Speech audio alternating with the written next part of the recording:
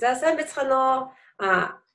Монгол гэр сургалт группийн админ Undraa байна. Тэгээ та бүхэндээ өнөөдөр Монголын оюун ухааны академийн захирал Хатанбаатартай уулзах гэж байна. Тэгээд Хатанбаатар ах маань хуульч, эрх зүйч, тэгээд entrepreneur, businessman, улс төрч, бас спортоор бас явдаг. Тэгээд за би өөрөө мартагдуулсан олон юм байж магадгүй. Тэгээд миний өнөөдрийн сонирхож байгаа тал болохоор зэрэг эцэг хүн аав хүнийх нь хувьд хүүхдтэйгээ хэрхэн ажилдаг талаар сурч мэдэх мөн ирээдүйнх нь ажил одоо хүүхдтэйгээ одоо энэ аргыг олон улсад түгээх талаар болон одоо гадаадад амьдарч байгаа би Дэнүрт амьдардаг. Тэгээ гадаадад амьдарч байгаа хүмүүст бас хүүхдээ асрах их хүсэлтэй байгаа. Тэгээд энэ талаар ярилцъя гэж тэгээд за баярлалаа. Тэгээд Монгол гэр сургалт группийн одоо админ Undraa манай бас ингээд ийм сайхан анх удаа ийм онлайн ярилцлага өгч үзэж байна. Тэгээд ийм сайхан ярилцлаганд урьж чаад юуны өмнө талархснаа илэрхийлье. Тэгээд энэ ярилцлагынхаа турш бас хүмүүст бас хэрэг өөрийнхөө одоо мэддэг. За туршиж үзсэн туршлагаасаа бас нэг хуваалцаад явах болов уу гэж бодож байна. Тэгээд та бүхэнд бас энэ өдрийн мэндийг хүргье. За баярлалаа. За миний эхний асуулт болохоор эцэг эхчүүдийн бас нэг жоохон санал зөрөлддөг. Тэг асуудал нь одоо ингээл хүүхдээ айгүй олон юмд явуулдаг шүү дээ. Эцэг эхүүд одоо нэг гимнастиканд явуулаад, усан сэлэлтэнд явуулаад, тэгэл тоо бодол тэгэл айгүй олон юм гээл олон юм руу явуулаад байна. Хүүхдийг ганцхан нэг юмыг бариул тууштай байлга. Одоо нэг юмар явуул бити олон юм руу явуулаад альчгүй болгоодаа гэсэн тийм нэг ядраачин гэсэн нэг тийм одоо үзэл бодлоод байдаг. Таны хувьд та хүүхдүүдтэйгээ энэ талаар юу гэж боддог вэ? Яаж таны үзэл бодол юу вэ энэ тал дээр? За ялангуяа сургуулийн өмнөх наснд нь бол одоо 9 шид юмд явуулах хэрэгтэй, төрөл бүрийн юмд явуулах хэрэгтэй гэж боддгийг. Тэгээд сонирхолтой байна. Бүх зүйлийг бас нэг баг багаар ингэж хийж сурдаг, тий, суралцдаг, сонирхлоо энэ дээр өөрийнхөө сонирхлыг татж байгаа тэр зүйлстэй бол илүү ач холбогдол өгж байгаа нь харагддаг л да. Тэгэх юм бол тэр зүйлийг илүү гүнзгийрүүлдэг. Одоо зургийн дугуйланд нэг 2-3 хоног явуулж үзэж байгаа. Тэр өөр бүжгийхт нь явуулж үзэж байгаа. Төгөлдөр хооронд явуулж үзэж байгаа. Балетд явуулдаг юм ингээд. Гэх мэтлээ ингээд янз бүрийн юмд бас 2-3 хоног ингээд явуулж. Тэгээ өөртөө нь ярилцсан. Юунд илүү сонирхолтой нь яг энэ акшн. Мэдээж бүгдэнд нь зэрэг явуулах боломж байхгүй. Эхлээд нөгөө сонголтын өхийн тулд эхлээд дурлж байгаа дуртай байгаа зүйлээ илүү сайн сурснаа дараагийн зүйлээ сурцахад илүү хурдан байх боломжтой. Тэр утгаар нь одоо хаана ямар дугуйлан сонгон одоо өнөөдөр бол Монголд маш олон төрлийн дугуйлан бий болсон. Тэр клубүүд бий болсон. Тэгэхээр энэ болгон дээр нэг аваачаа сонирхлын сонирхож гэнэ үгүй юу гэдгийг бас 1-2 хичээл 3 хичээл суулгаж үзэж байгаа. Тэгээ одоо бол яг ялангуяа хоёр охин бол бэлдэж байна. Тэгээд энэ хоёр охин маань бол бас тодорхой хэдэн төрлүүдээр хичээж. Ялангуяа эхнийшэнд бол энэ оюун ухааны академи энэ үндсэн хөтөлбөрөөрөө бас багаас ингэж бэлтгэгдээд явж байна. За энэс гадна одоо өөрсдөө гоо зүүн мэдрэмж, урлагийн мэдрэмжтэй болохын тулд одоо балетанд нь явуулж байна, төгөлдөр хуурт нь явуулж байна. Ийм байна тий. За дахиад нэг асуулт байна. За бас тэгж хэлжсэн та тэрнтэй хэрэг санал нийлдэг вэ? Одоо ингээд нэг юмыг за одоо хөгжим ч юм уу, за зураг ч юм уу ингээд нэг удаа, хоёр удаа ингээд орлоод үзэн штэ. Тэгэхэд сайн биш ээж болно. Эсвэл маш сайн байж болно.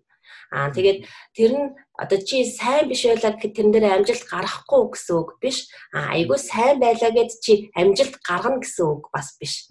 Гэжсэн. Та энэ дээр хэр санал нийлдэг вэ? Энэ талаар юу гэж бодож байна? Ер нь амжилт гарахгүй биш гэж бодъё. Ямар ч байсан энд оролдоод үзэх, өөрийгөө хөгжүүлээд үзэх, өөрийгөө нээх гэсэн ийм бодолтой байна. Тэгэхээр яг энэ дээр бол сургуулийн өмнөх наснд нь ялангуяа бага наснд нь олон төрлийн зүйлээр ингээд оролдуулж үзэх ёстой. За тэгээд гол нь одоо энэ чинь нөгөө сургуультай ороод ирэхээр харин яг өөрөх нь сонирхсон тэр төрлүүдээр нь төрөлжүүлээд илүү сайн хичээлүүд чингэж явснаар илүү амжилт гарах боломж байгаа л да. Тэгэхээр бага насны тэр нь бол одоо ерөөсөө би бол одоо боломж цаг заавар байдгүй хамгийн гол нөгөө өөрийг нь ядраахгүйгээр тэрийг аюу мэдрэмжтэй байх хэрэгтэй. Тэгвэл одоо нэг хүнээс нөгөөр нь ингээд зөвгөө тэд нь 2 цаг ингээд дуулуулчаад нөгөө хүүгээд нэг цаг одоо хөгжим тоглуулад ингээд бас байж болох. Тэгэхээр аль болох богино хугацаанд илүү үр дүнтэйгээр энэ зүйлийг одоо тухайн мэдлэгийг хүргэх тэр боломжтой энэ сургалтын төвүүдийг бас тодорхой хэмжээнд судалдаг, энэтэй бас тодорхой хэмжээнд ярилцдаг. За энэ дээрээ тулгуурлаад яг нь яг тэр сонголтын дагуу тэгээд цааш нь хөгжүүлээд явж байгаа. Би асуултын зөв ойлгосноо үгүй. Тэгээд би бас таны ярилцлагыг үзэж байгаа та тэгжээсээ хүүхдээ унтж яхад нь гарч яваад тэгээ унтж яхад нь орж ирдэг. Тэгээд ер нь 7 хоногийнхаа нэг бүтэн сая өдрийг хүүхдтэйгээ зарцуулахыг хичээдэг. Гэхдээ нөгөө бүтэн сая өдөр нь дэлгүүр хошоо явах юм үзэх тэгэл иймэрхүү ажлуудаар ер нь юу яадаг гэсэн та тэгээ одоо хүүхдтэйгээ яг хэрхэн цаг заав гаргаад яаж ажиллаж гин тэгээ таны хүүхдтэйгээ хийж сурсан дадал юу вэ? За тэгээ би ерөнхийдөө энэ хүүхдээ ажил хийсэн ер нь шалтгаанаа тайлбарлая. Бүр цаад үндсээр тий. Бүр энэ боломжтой салбар руу ороод ирсэн. Спортын салбарт ингээд ажиллаад байж. Би өөрөө Туркост одоо хуулийн сургалт өгсөн. Эрхцүүч мэргэжтэй. Сурж байгаа хугацаанд бол одоо хуулиараа маш өндөр амжилт гаргана л гэж боддог гэсэн. Одоо ирээдүйд одоо мундаг хуульч тий шүүгч боломж гэдэг прокурор юм өнөөгч юм. Гэхдээ тэгээд энэ боловсролын салбар руу орсон, энэ спортын салбар руу орсон санаанд үлсэн. Тэгээд яг оюутан байх хугацаанд миний анхлан суралцж ирсэн, хичээж ирсэн төрлүүд маань бас яг ийм спорт гэдэг зүйлтэй бас холбогдож байна. Хамгийн гол энэ бол спорт гэдгээр нь биш. Миний ирээдүйд ажил амьдрал хичээл номд хэрэг болох юм байна. Бүтээлчээр суралцахын боломжийг олох юм байна гэдэг үднээс нь хичээсэн. Тэгээд яг анхныхаа тэмцээнд ороод медаль хүртсэн. Тэгэхээр би яг боддоо. Энэ медаль хүртсэн маань одоо өнөөдөр энэ Монголын ухааны академи үүсгэн байх үндсэн шалтгаан болсон баха. Энэ тэмцээнээс медаль хүртээд урам орсон.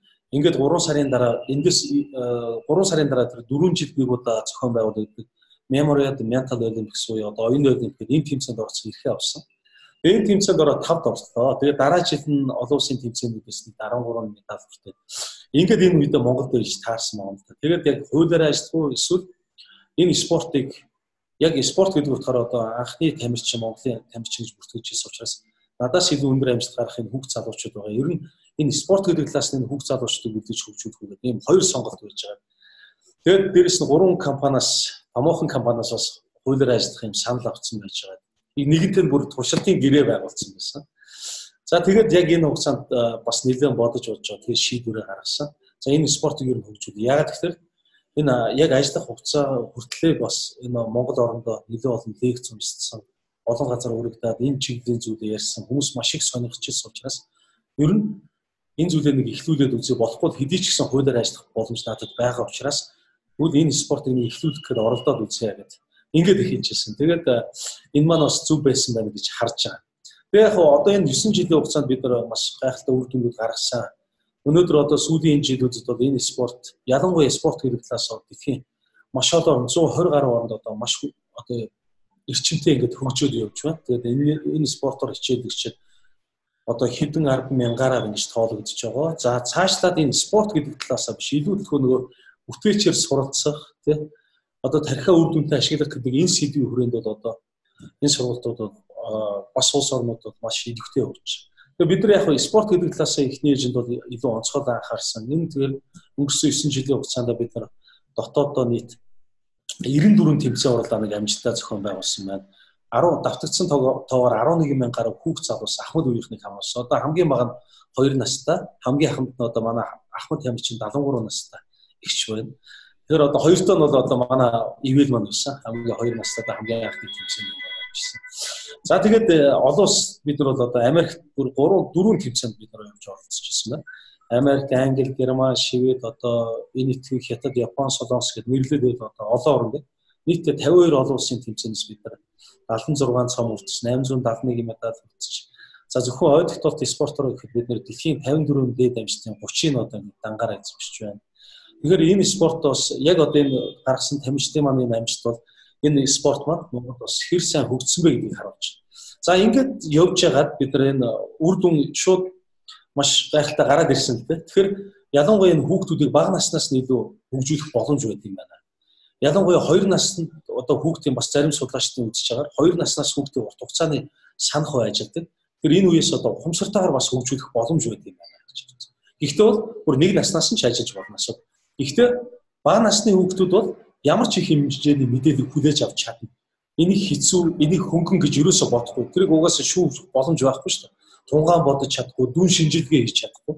Тэгэхээр авсан тэр бүх мэдээллийг хүлээж авах чадвартай. Хамгийн гол нь зөв арга барилаар үгүй юу гэдэг чинь байгаа тийм. Тэгэхээр яг энэ 2 наснаас бас идэвхтэйгээр ингэж хүүхдийг сургаж болдгийм байна гэдгийг ингээд сонссон учраас ингээд нэг цэцэрлэг их байсан. Яг энэ яг миний цэцэрлэг биш байсан л да. Тухайд бас нэг найз маань санал тавиад энэ манай энэ дэр байрвал манай энэ цэцэрлэг дээр бас ингээд хамтран ажиллаач.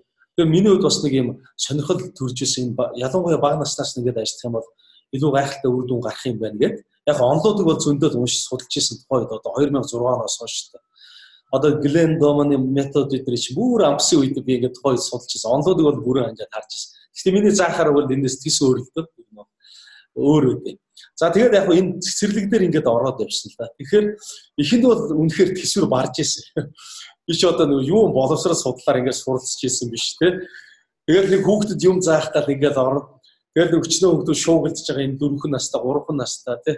Тэр наан орилох ч хэцүү байх ч хэцүү. Бараг нэг алгачмаар санагдчихсан үе дотор байж л байгаа байхгүй яг үннийг хэлэхэд бол ихтэй мэдээж энийг харахгүй шүү дээ. Наана бол инээгээл байгаа. Цаана бол ерөөсөө би одоо юу хийгээд байгаа юм бэ гэж бодож байгаа байхгүй. Энд чинь юу боловсролын салбарт гэж ажиллаж байгаа юм чинь. Гэхдээ нэг зүйлийг л ойлгосон. Хамгийн гол зүйл нь юу вэ гэхээр би энэ хүүхдүүдэд заахад хэцүү байна гэдэг чинь энэ хүүхдүүд сурахад хэцүү байна л гэсэн. Тэ?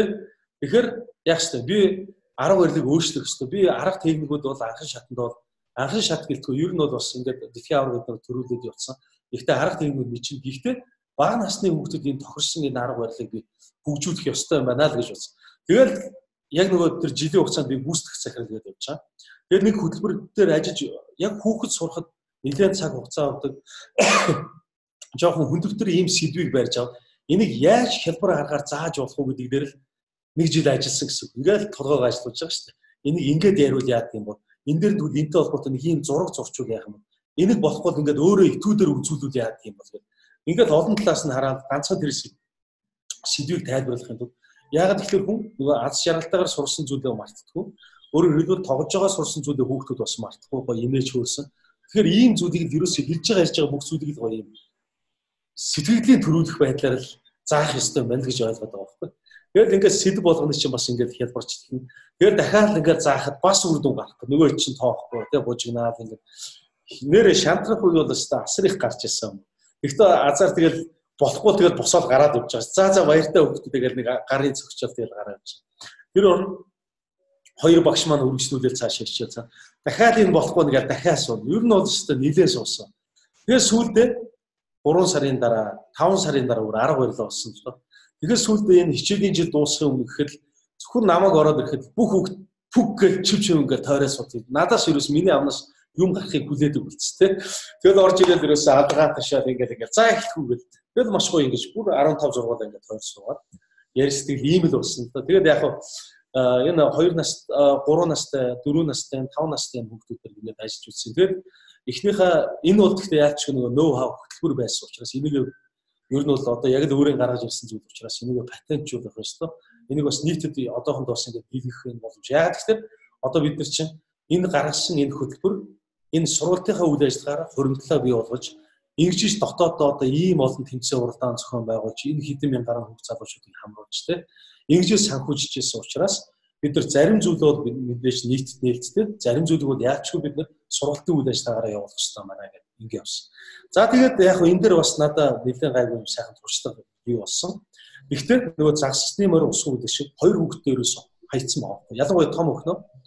Тэгээд том охин чинь яг 4 үрээд баг нь одоо 2 үрж таарж исэн. 11 сард байсан үйл дээ. Тэгээд нэг өдөр яг бодсон. Энд тэнд ингээд хичээл заагаад сүртэй мариад. Тэгс нөгөө хоёр хүүхдээр ерөөсөө 5 минут цаг зав гарахгүй. Яг үндэ. Одоо баг миний жилийн тал нь гадаад дөнгөрдөг байсан. Одоо жилдээ 10-аас 12 улсын тэмцээнд жишээ нь оролцоод явна гэхээр одоо тэрний чинь бэлтгэл ажил тэгээ визийн хөөцлөө очиод буудал байрлах тэгээд наан нотроо тэднэр насан туршийн хүүхд байх юм бол яах вэ харгад зэгч гээд энэ ч асар их бас нэг бол ийм нэрний ажил та ер нь. Гэхдээ гоё ажил сайн. Тэгэхээр ингээд нөгөө 15 хоног гэл ингээд бодоход жилийн тал нь ер нь бол гадаад нэг зүгэрч. Тал нь Монголд одоо энэ 90 хэдэн тэмцээг байна. Нэг тэмцээн зохион байгуулахад цаана ямар их төлөвлөгөө, олон хүний хүч хөдөлмөр те сэтгэл зүрхийн гишин гэдэг үү те. Тэр бидний энийг зайлшгүй хийх л ёстой учраас. Тэгээ Монголд өдөрт одоо жишээ нь тухайд би 7 хоногийн 7 өдөр ажилладаг байсан. Өдөрт 9 цаг ярьдаг. Өглөөдөө байгууллага дээр 3 цаг хичээл цаа. Өдөртөө 3 цаг бүтэн жилийн анги дээр хичээл цаа. Яг нөгөө тамирчид дээр. Орой 3 цаг насан туршидтэй хичээл цаа. За ингээд амралтын өдөр эднэртээ болохоор яг нөгөө тэмцээн хуралдаануудаа зохиодог. Тэгэхээр энэ хооронд чинь ажилтнуудаа бас зөвлөгөөгөө цаг цав гарах юм бол тэгээд бас өөрөө ингээд хөөцөдөг байдаг. Гэх мэт ингээд эхний хэдэн жилүүд яаж ч ингэж өнгөрсөн учраас хүүхдүүдэд цаг цавыг бас гаргаж чадав. Би яг тэр харьцангуй өөртөө цаг гаргадаг үе нь бол яг тэр охиныхоо 4 насны үе. За багийнх нь 19 сар 2 хүрэх үе. За ингээд энэ дэр нэг өдөр яг л сууж агаад нэр 2 охиноо нэг хөгжүүлж эхлэе. Угаасаа надад бас нэг цэцэрлэг дээр ажилласан нэг юм туршлага. Тэгээд цэцэрлэгийг орхигдсон байсан байхгүй. Ямар ч байсан цэцэрлэгүүд дээр нэг 2 хөтөлбөр өгсөн. За гэхдээ одоо яг хүүхдүүдэд бас нэг яалчгүй хүүхдийн өмчт эцэг их багшийн хамтын ажиллагааны үр дүн байдгаа гэж хэлээд байдаг хэрнээ хүүхд нөгөө яг хүүхдэд дэмж байгаа очиж багштаа нууцж байгаа зүйл ерөөсөө байхгүй болсон байхгүй. Тэгээд за ямар ч байсан багштаа нууцыг ярилцъя. За дээрэс нь одоо энэ 2 хүүхдийн оройдоо ямар ч байсан 10 минутыг бол зайлшгүй гаргаж үзье. 10 минутаар магадгүй заавал би их юм хүсгээд байх шаардлага бол байхгүй. 10 минут л гаргачих. Тэр үед ойлгоно ойлгоогүй хамаагүй. Зүгээр л ойлгоогүйсэн ч гэсэн ярих юм маргааш дахиад ярьчих. Ойлгоогүй бол нөгөөдөр нь дахиад ярьчих. Ойлгоогүй бол 17 хоног 20 хоногч нэг сарч ярил гэсэн юм байна. Тэгээд ингээд хөгжил ингээд ажиллаад явсан чинь маш сайхан үр дүн гарсан. Тэгээд манай том чинь тэгээд 4-өөс яг ингээд ажилласан. Манай том бол жоохон темперамент жоохон удаан хөлтэй. Тэгээд баг зэрэг удаан нөгөө хил нь бас жоохон бөөрөнхий. Нөгөө энэ хөвчийн дөнгөж саял тасдавч нөгөө сар гарны хилнийх нь нөгөө хилнийх нь үзүүр нь урддаа хүрэхгүй учраас нөгөө хиллэг нь жоохон таарах юм байна. Уул нь 3 настайд нь мэдчихсэн. Тэгээд би одоо завгүй гэж явсаар хагаад ээжтэй бас нэг анзааргүй хилний нөгөө сургалт хил зөвшөөрлөг юм сургалтанд яваад бас гайгүй очих байх. Гэхдээ гайгүй болсон. Нөгөө ир үсгийг хийж чаддгүйс мод ир үсгээ тод хийлээ. Тэгээд жоохон хожуу бас ярьж ингэж сууж байгаа. А баг нь бол тэгээд магадгүй багаас нь ажиллаач гэдэг юм ингээд айгүй хэлбэгээд олонгоо болцсон. Дээрэс нь багаас нь ажилласан гэдгээр одоо юмыг заахад шууд хүлээж авдаг, дор нь хүлээж аваад ойлгодог гэсэн. Одоо энэ бол айгүй 2 хүүхдэр бол ялгаа бол айгүй гарч ирсэн та ихийн үедээ юм заахад нөгөө дүү нь одоо 2 настай шууд ингээд болсон. Нөгөөх нь 4-т мөртлөө ингээд бодлоолоо ингээд тий.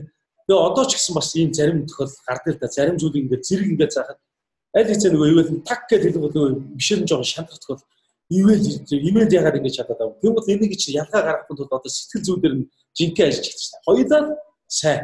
Гэхдээ та хоёр хоёулаа илүү сайн байж чаднаа. Гэхдээ мундаг эдэр гэж юусоо магтдаг. Мундаг. Их юм бол одоо тэгээд бас бие тоож эхэлнэ шүү дээ энэ баг. Одоо яг нөгөө хүн шийдлгээ хийдэг үе нь эхэлж байгаа байхгүй энэ хүмүүс чинь. Тэгэхээр яг зүгээр сайн байна. Гэхдээ та хоёр илүү сайн байж чаднаа гэдэг дээр явж. За ингээд 2 хүүхд хоёулаа маш сайхан үр дүн гараад явсан. Одоо манай том ч гэсэн удаан темперамент удаан гэж бодож байгаа гэсэн одоо өөрөө бас бие даагаад өөрөө юм хийж сурдаг болсон. Хүнээр заалахгүй. Би саяхан ингээд өөрөөр нь бахархаж байгаа байхгүй.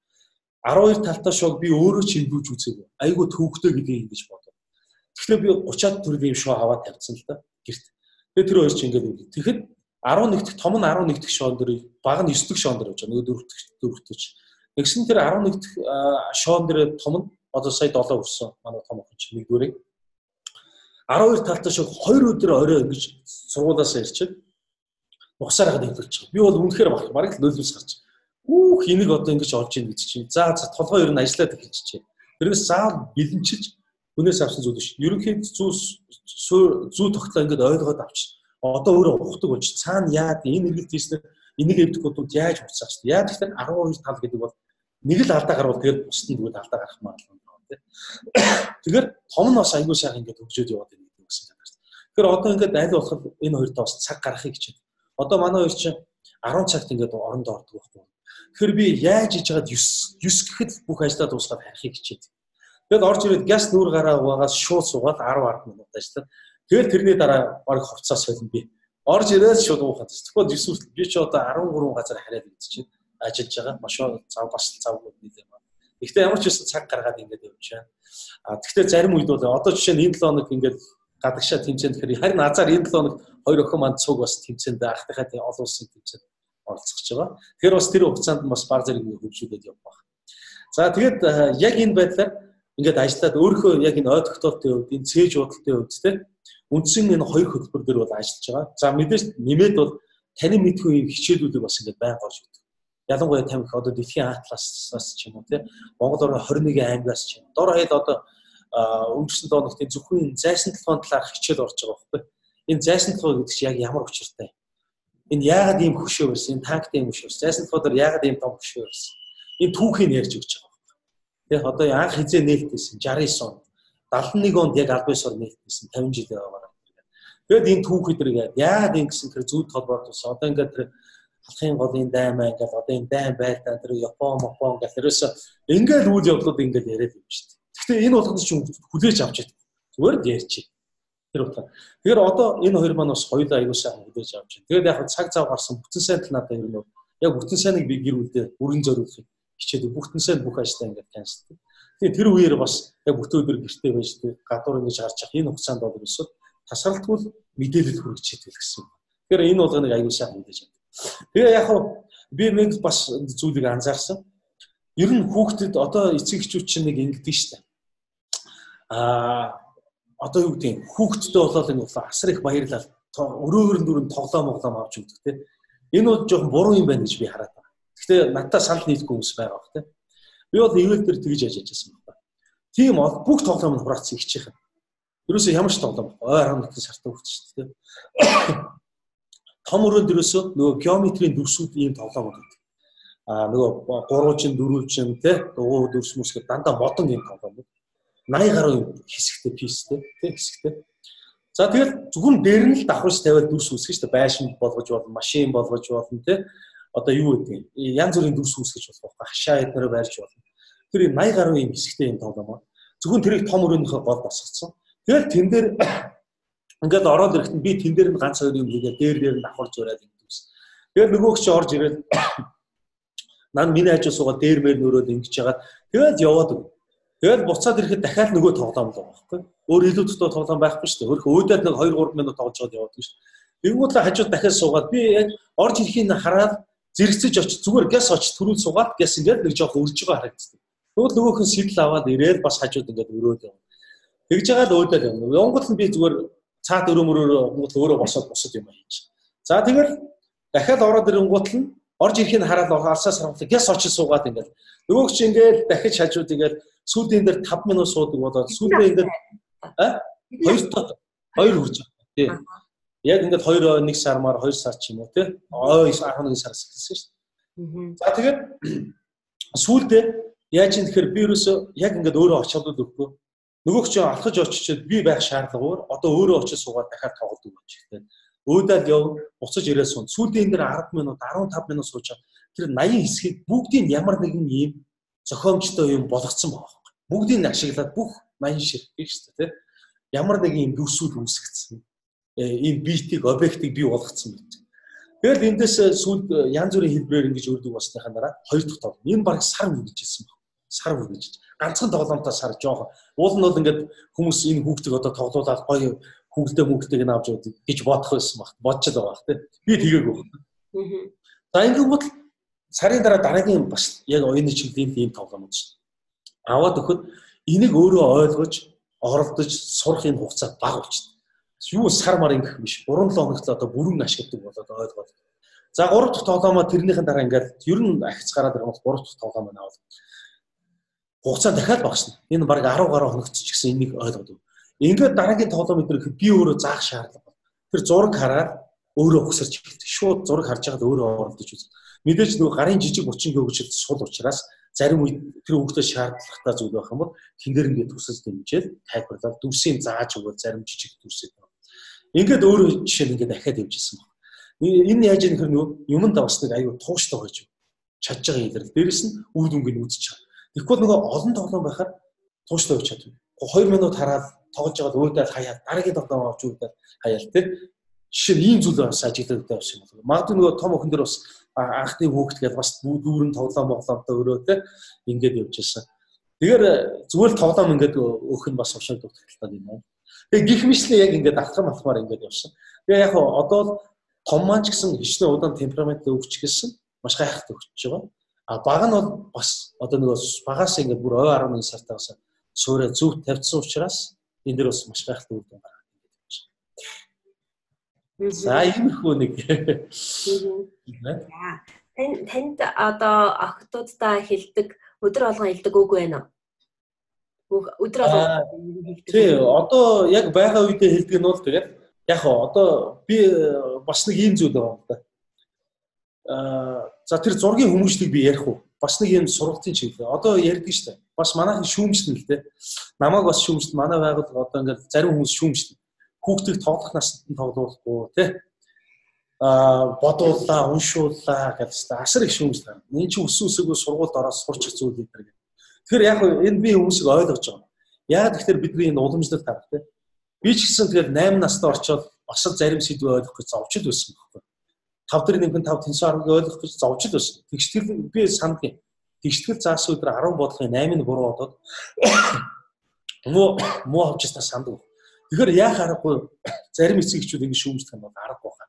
Гэхдээ нэг зүйл хэлээ. Одоо тэр цаг үе өөр болсон тий. Ялангуяа одоо 1981 онд хийгдсэн тэр neuroscience буюу тарих судлалын шинжлэх ухаанд хийгдсэн тэр том нээлт.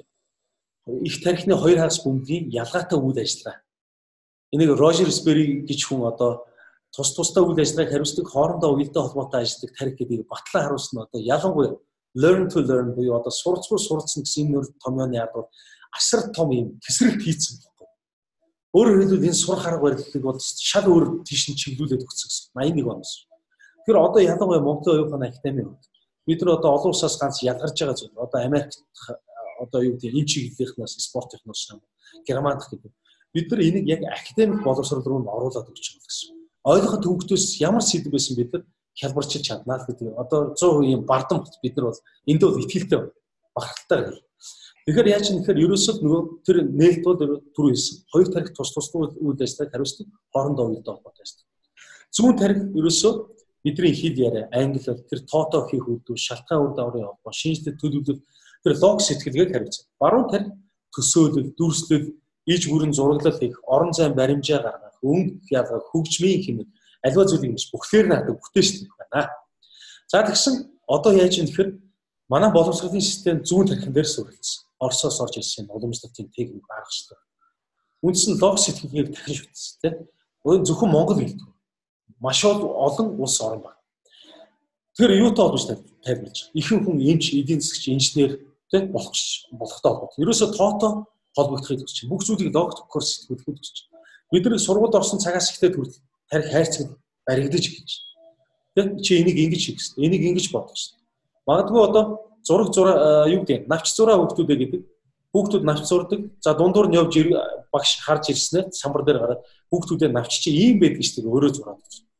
Үүнээс хойш хүүхд навч зурахтаа багшийн навчийг бодож зурах. Энэ зүгээр жишээ шүү. Гэхдээ ийм зүйл байх.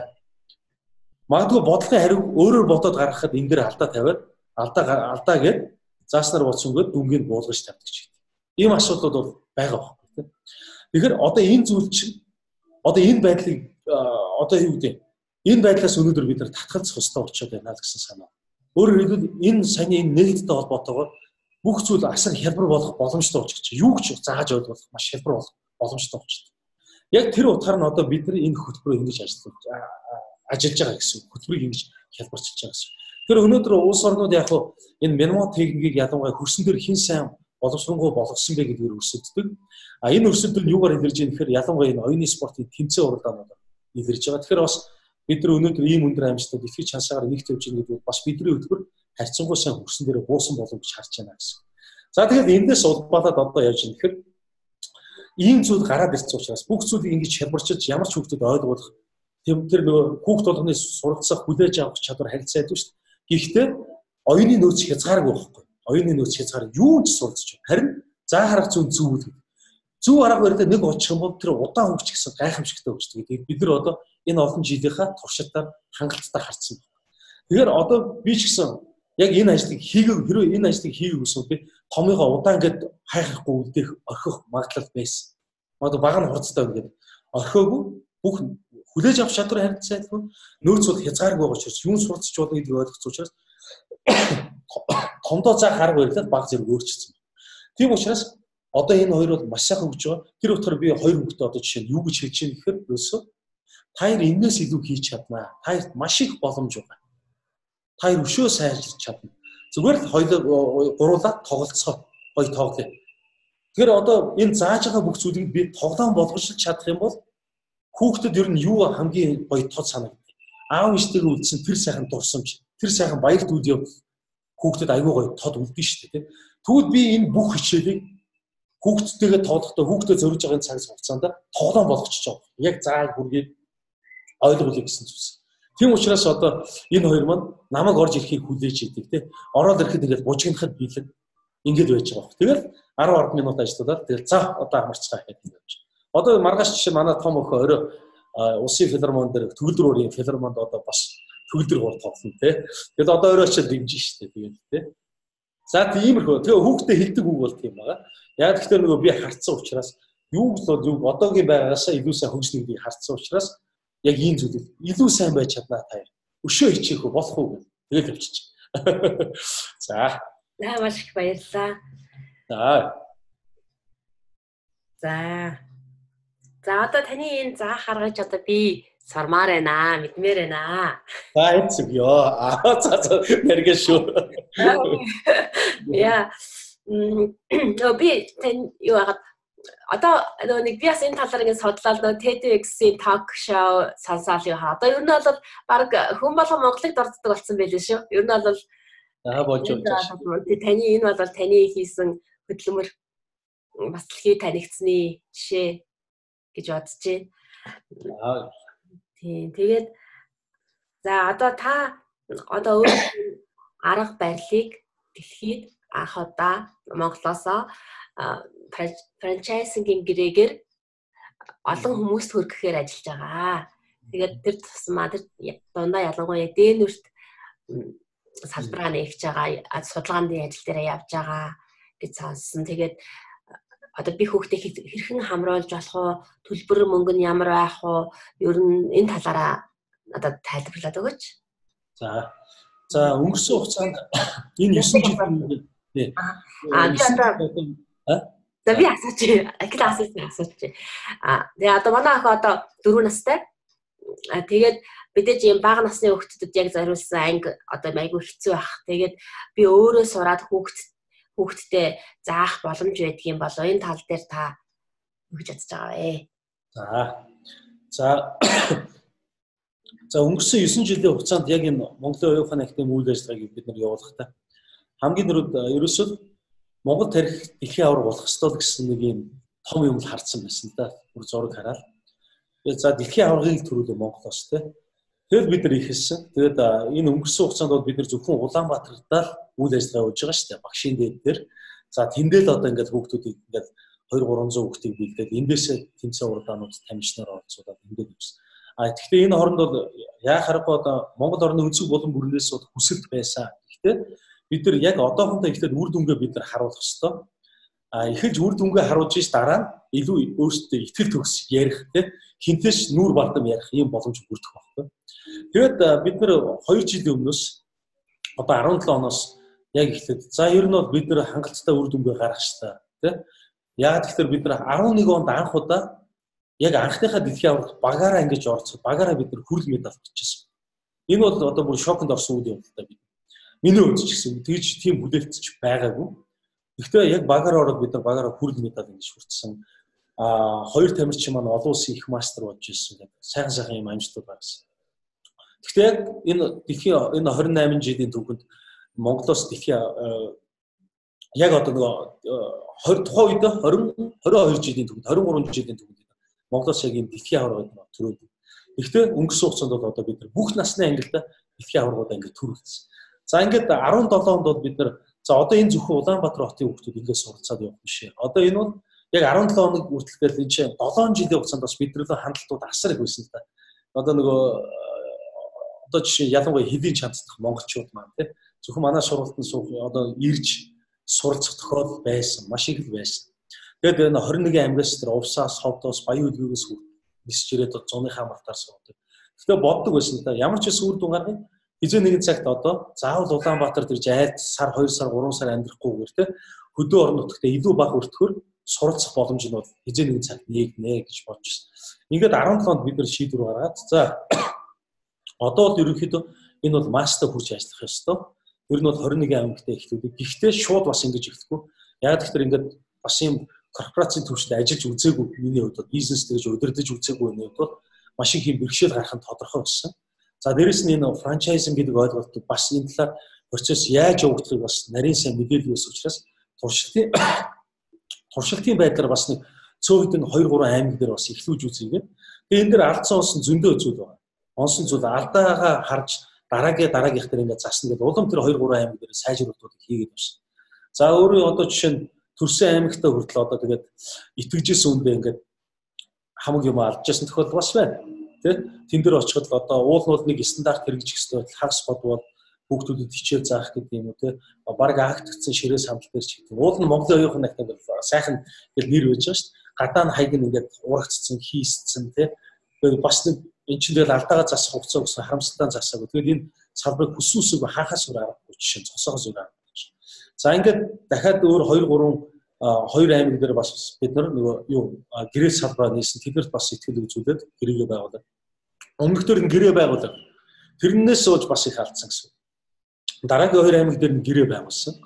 За ингээд энэний явцдууд ингээд сайжруулалт бас өмнө гаргаж ирсэн алдаа эднээс харж ирсэн учраас тэрийгээ бас засаж сайжруулад ингээд явсан. Тэгээд тэр утгаараа энэ 2 аймаг дээр бол нэлээд үр дүн гарсан учраас дараагийн аймагуудаа ингээд ялангуяа өнгөрсөн жил ингээд эхлүүлээд явсан. Тэгээ одоогор бол яг Монголын оюухан ахтай маань болохоор 6 аймагт аль биесээр нэгдсэн байна. Сэлэнгийн зүүн хараад за Сэлэнг аймаг гэсэн үг. Тэгээд Дархан уул аймаг. За Эрдэнэт Орхон аймаг гэсэн үг. За тэгээд Хөвсгөл. За оны өмнө Говь аймгийн 2 суманд 70 задад цогццгийг. За тэгээд сая сүүлд сар хасын өмнө Дорнод аймагт ингээд 6 дахь аймаг ингээд ирсэн. Одоо энэ 6 сард дахиад 2 аймагт одоо салбар нэгдэх энэ бэлтгэл ажлууд бас ингээд явж байна. Үндсэндээ бол 9 сард одоо энэ жил бол бид нар 21 аймагтай нээх юм. Энэ болгон гэрээ салбар. Яг гэрээ салбар гэдэг бол ерөөсөө франчайз хийж байгаа гэсэн юм. Бид нар өөрсдөө очиж энийг нээх боломж байхгүй. Тэндээ хүн сонгож авдаг, тэндээ одоо байрын түрээсж авдаг, өөрсдөө бодож өгөх тийм боломжууд байхгүй. Ерөөсөө бид нар эрхээ өгч байгаа. Тэгэхээр маш олон ийм хандлтууд байгаа. Тэр нэгт бол мэдээж санхүүгийн чадамжийг харж байгаа. Энэ үйл ажиллагаа бас нэг ихний ээлжинд бол яалтчгүй хөрөнгө оруулалт хийх ёстой учраас тэр тоглох байр одоо анги танхимаа буудах ёстой. Тэр ширээ саналаа ингээд дор хай зургатаа аваад тавьчих минимум шаардлага хангацсан байх шүү. Хоёрт мэдээж нутаг орондоо яг боловсрал бэлтэй. Энийг бизнес гэж битгий хараарай гэж би хэлж байгаа зарим тохиолдолд. Мэдээж яг уу энд нутаг орондоо хөрөнгө оруулалт хийж байгаа, ажлын байр нэмж байгаа. Гэхдээ тодорхой хэмжээнд бизнесийн орлого байггүй яг уу. Яг тэгэхээр үйл ажиллагааны болон цалин өсөө тавина. Яг аймагтаа янз бүрийн тэмцээн уралдаан зохион, улсын аврагтаа тамжтай ивент тэтгэж явуулах, олон улсын тэмцээн уралдаан. Тэгэхээр мэдээж энэ дэр бол санхүүгийн тооцоолол бас бүгдийг хийгээд ингэж явж. Гэхдээ Улаанбаатарын өртгөөс асар бага өртгөөр орон нутгата яг тэгэхээр орон нутгийн худалдаа авах чадвар бага шүү дээ, төвшин бага. Тэр утгаараа ийм зардлаар танах байж бол минимум төлбөр чи ийм байх боломжтой юм байна шүү гэдгийг гаргаад өгч. Дээд хязгаар нь ийм байж болно шүү. Тэр энэ дундаас өөрсдөө сонголтоо хийгээд зарим олон хүн амтай тэр аймаг дээр бол өөрсдөө бага зэрэг өндөр байдаг юм. Гэхдээ Улаанбаатараас бол бүгд бага гэсэн.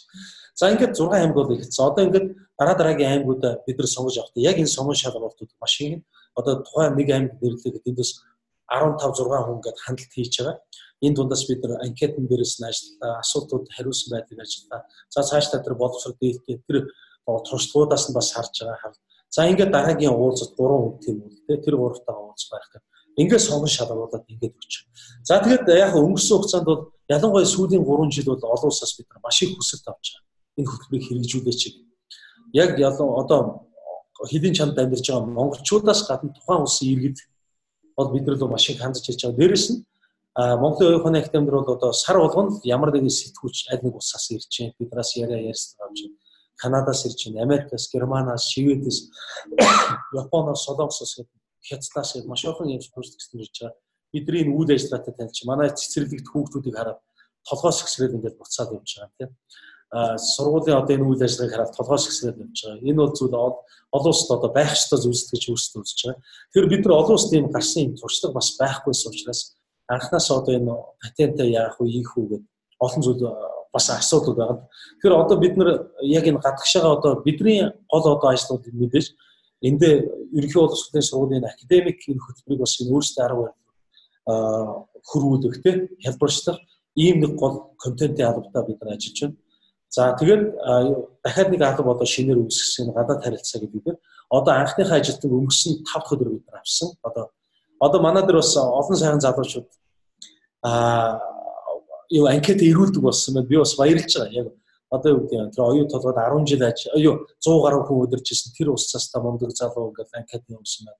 За нэг том яамны бүр газрын дарга ийм залуухан юмд бас Америкт 10 гаруй жил ингээд ажил суралцаж ингэж ажиллачаад одоо Монголд ирж яамд ингэж ажилласан. Одоо өөрийгөө хөгжүүлмээр байна. Таад одоо биш нь бас таалагдж байна. Хамтрын гэдэг ингээд юунууд анкет дандаа маш мундаг олон залуучууд ингээд анкет өгч байгаа. Баяртай байна. Тэгээ бид нар одоо эдгэрийг эхлээд зэгсдээд одоо бүхэл бүтэн гадаад харилцааны алба гэдэг. Тэгээ одоо идэвхтэй франчайз гэдэг рүү анхаарч байна. За ингээд яг хуу би нэг ганц үг л бас их дуртай. Done is better than perfect гэдэг. Эхэндээ болохоор би юу гэж бодож байсан. Ер нь гаргачнаа гэдэг чинь хийчнэ гэдэг чинь төгсөөс илүү гэж чухал гэдгийг ойлгоцсон байхгүй. Эхэндээ бас алдчихсан зүйл бол байгаа. Ямар нэг хөтөлбөр хэрэгжүүлэхдээ маш их цаг хугацаа алдчихсан. Төгс болохоор нь гоё нэвтрүүлээд гэдэг. Гэвч төгс болсон гэж бодсон хөтөлбөрийг нэвтрүүлэхэд үйлчлүүлэгч, хэрэглэгч, суралцагчдаас фидбек буцаж ирэхдээ дахиад дутуу юм зөндөө байгаа. Асар их цаг хугацаа санхүү зарцуулсан юм маань дахиад энэ баг зэрэг унах тохиол байж. Дахиад энэ дээр бид нар зарцуулах гэсэн. Тийм биш. Тэгвэл эхнээс нь яг хүргэе гэсэн гол юм гаргацсан бол анхныхаа хөлбөрөө бид нар шууд гаргаад авсан. Ерөөсөө iPhone эднэртэй адилхан байхгүй. iPhone-ы одоо анхны хөлбөрийг харахад одоогийн хөлбөртэй харьцуулахад болон л гэдэг үстэй ерөөсөө тийм. Тэгэхээр тэр үед хэрэгцээ хангаад явчихсан. Тэгэхээр яг үүнтэй адилхан бид нар гарах юм бол яг үнэхээр гараад ирсэн гаргая шууд. Эндээс мэдээж үүсгэгчдийн хэрэглэгчдээс суралцагчдаас ирж байгаа фидбекүүд аваад харин маш хурдтай засаж сайжруулах хэрэгтэй манайд засаж сайжруул. Яг үүнтэй адилхан сая зориулсан. За хоёр улсаас хамгийн дөрөв ирсэн хоёр улсаа шууд өгсөн. Румын улсад өглөө. Тэгээ Киргиз улсад өгчөж. Энэ би яг бид нар анхныхаа бас Монголын түүхэнд миний мэдхий бас анхны боловсролын франчайзыг хийж тэгээд бид нар одоо асар их баяртай байна. Анхныхаа валютын улсуудыг татсан. Энэ валютын улсууд татсан дараагийнхаа том төслүүд одоо санхүүжүүлнэ гэдэг бид нар баяртай байна. Тэгэхээр одоо гэхдээ энэ дэр алдаа оноотой зүйл асар их байгаа. Одоо тэнд нэвтрүүлэхэд одоо Румын улс гэхэл 20 сая хүн байна тийм. Киргиз гэхэл 6 сая. Тэгэхээр одоо цаашдаа бид нар энэ Монголд манай энэ ERP систем, програм стратеги систем одоо ингээд 5000 хүн зэрэг хичээлд бас ингээд жоохон гацалт хэдэр өгч байгаа. Ийм зүйл одоо цаашдаа ингээд өвшөө нэмэгдэх юм бол асуудал үүсчих. Тэгэхээр бид нар одоо энэ орж ирсэн энэ хоригдлуудаа тийм энийг буцаад одоо бид нар технологийнхаа хөгжүүлэлт рүү бүрэн зарцуулах хэрэгтэй байна гэдэг одоо энэ байр суурьтай. Одоо энэ технологи руугаа одоо нэлээд бас санхүүжилтийг хийх хэрэгтэй болсон. Одоо орж ирсэн валют урсгал ерөөсөө технологи. Нэгэн технологи маш сайн болчих юм бол бид нар хятаддах бүх юугаа хяндаг болчих юм. Тэр өмнөдгөө хяндаг болчих юм бол одоо бидний гол ажил. Утсан дээрээс за одоо Америкийн Денверийг нэг хараацгаа гэл ингээл явж байгаа нь шүү дээ тийм. Бүр алган дээр харж байгаа юм шиг. Тэгэхээр одоо яг энэ сайжруулалтууд руугаа бид нар бас ингээ зайлшгүй байх хэрэгтэй юм байна. Яг тэгэхээр одоо нэг эрд асар их байгаа учраас. Тэгээ одоо бид нар 3 дахь хөтөлбөр дээр ажиллаж байна. Одоо энэтхгээс бид нар санал авсан. Энэтхгийн одоо 10 улсад 300 салбартаа 2 сая сурагчтай энэ том сургалтын төв манай хөтөлбөрийг саналаа ирүүлсэн байгаа. Одоо бид нар ч бүх юм англи руу хөрвүүлэх тэр одоо энэтхэгт бас очиж 2-3 сар очиж ажиллах баг. Гэхдээ би өөрөө очичоод өөр багшаа үлдээгээд ирэх бол хэсэг ажиллаж үз тэр хүмүүсийн бас одоо mentality за одоо нөгөө тэр mindset бүх юмыг л одоо бид нар судлахад ёстой болчихж байгаа. Тэгжиж дахиж хөтөлбөр чи боловсронгүй болох хэрэгтэй байна л да. Гэхдээ эхнийхээ хөлбөрүүдээ бол одоо бид нар орчуулах зарим улсуудаа гэрээтэй ингэж ажиллаж явах юмудаа эхэлсэн л явж байгаа. Тэгээ одоо энэ бас гэх юм бол маш том зүйлдээ энэтхгийн бас энэ том зах зээл рүү гарна гэдэг. Тэгэхээр энэ улсууд харин биднийг тоож ирж гин гэдэг манай хамт олон баярлаад байгаа байхгүй тийм. Бид нар бас их сайхан юм хийгээд байгаа юм байна. Тэгэхээр хүмүүст бас ингэж хүрээд байгаа юм байна. Ямар ч үсэн хүргэх ёстой гэдэг. Тэгээ одоо ингэж эхэлж байна. Тэгээд одоо жишээд Америкт болохоор 5 хотоос санд ирсэн. Энүүрээс бас санд ирсэн. Одоохондоо нэрийг бол нууцаж байгаа. Энэ 5 хотоос бол ингээд ерөнхийдөө бүгд авахаа мэдэгдсэн байгаа. Манай нөхцлүүдийг бас ингээд зөвшөөрөөд байгаа. Тэгэхээр бид нар бас маань одоо тэнд регистр яаж хийх ёстой юм. Тэ одоо энэ патентын асуудлууд одоо ямар хэлбэрээр явах ёстой гэдэг ийм их жижиг сажиг юмнууд судалсан. Одоо би эндээс бас тэнхээ хуулиудын бүр ингээд татаж авахудаад энэ гадаад харилцаагаар бас уншуулаад гол мессеж надад хэлээд тэгээд ингээд судлуулад ингээд өгсөн л явж байгаа. Тэгээд энэ байдлаар бас давхар нөгөө хамгаалтуудаа ингээд хийгээд явах хэрэгтэй юм байна гэдэг. Дээрэс нь одоо нөгөө улс болгоноос тухайн улсын иргэд гэдэг. Одоо сая Солонгосоос өнгөрсөн хоног нөгөө JCI гэдэг би олон улсын байгууллагын гишүүн лээ. Одоо энэ Монгол дахь JCI Grand гэдэг оцсон салбар. Тэрнийх нь тэргүүндэд ерөнхийлөгч дараа жилийн ерөнхийлөгч гэдэг олон улсын байгууллага. Тэгэхээр яг энэ Солонгосын chapter энэ салбар бол манайхад одоо эртүүсийн харилцаа үүсгэж байгаа. Энэ салбарын ерөнхийлөгчдөө ирээд одоо манай хөтөлбөрийн жишээ нэгээд нэвтрүүлээ гэж. Тэгэхээр яг одоо ингэхээр дахиад бүх Солонгос хүний онцлог гэдэг ингээд асар их юм хил болгон руу ингээд хөрвүүлэх асар их юм ажлууд гарч ирээд байна. Тэгэхээр яг бас нэг юм гой хувьр нь юу басан гэхээр миний бодол юу байсан гэхээр ялангуяа бидний ярилцаад шийдвэрлсэн юм шийдвэр үүсгэх. Тухайн улсад одоо бүр суурьссан олон жил ажиллаж байгаа бүр тэндээ ингээд суурьссан 15 20 жил болсон. Ийм монголчууд маань бас ингээд хаж. Ер нь энэ хүмүүстээ бас өгөх боломж байгаа юм байна. Одоо чинь Румын улсыг бол яг тийм байна. Румынд одоо 10 гаруй жил ингээд бүр тэнд хийх тэндээ бүр сургалтын төвөөр хүртэл ажиллаж байгаа. Тэ? Энэ хүн одоо манай энэ хөтөлбөрийг аль биесээр авч. Өөрөөр хэлбэл Франц. Гэхдээ одоо яаж Монгол хүмүүстэй тэнд одоо ажиллаж тэнд амьдарч байгаа, сурж байгаа энэ Монгол хүмүүсүүд ихлээ цаа. Тэгээ энэ заах хугацаанд энэ 15 20 жил ажилласан чинь тэр хүмүүсийн бас сэтгүүг ойлгож байгаа шүү дээ, тийм. Яаж сэтгэлийг ойлгож байгаа. Энэ хүмүүсийн онцлог төрж энэ хөтөлбөр дээр баг зэрэг өөрчлөлт.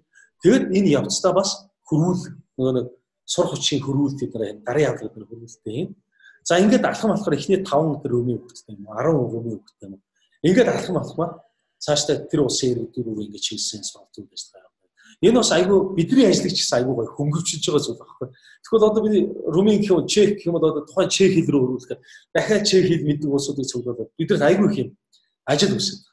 Тэгэхээр яг үүнтэй адилхан одоо тэрс магадгүй одоо улс орнуудаас ийм санд ирж байгаа учраас эхлээд бас монголчуудаас энэ сонгож шалгуулалтаа бас харах ёстой байна гэсэн бодлоо.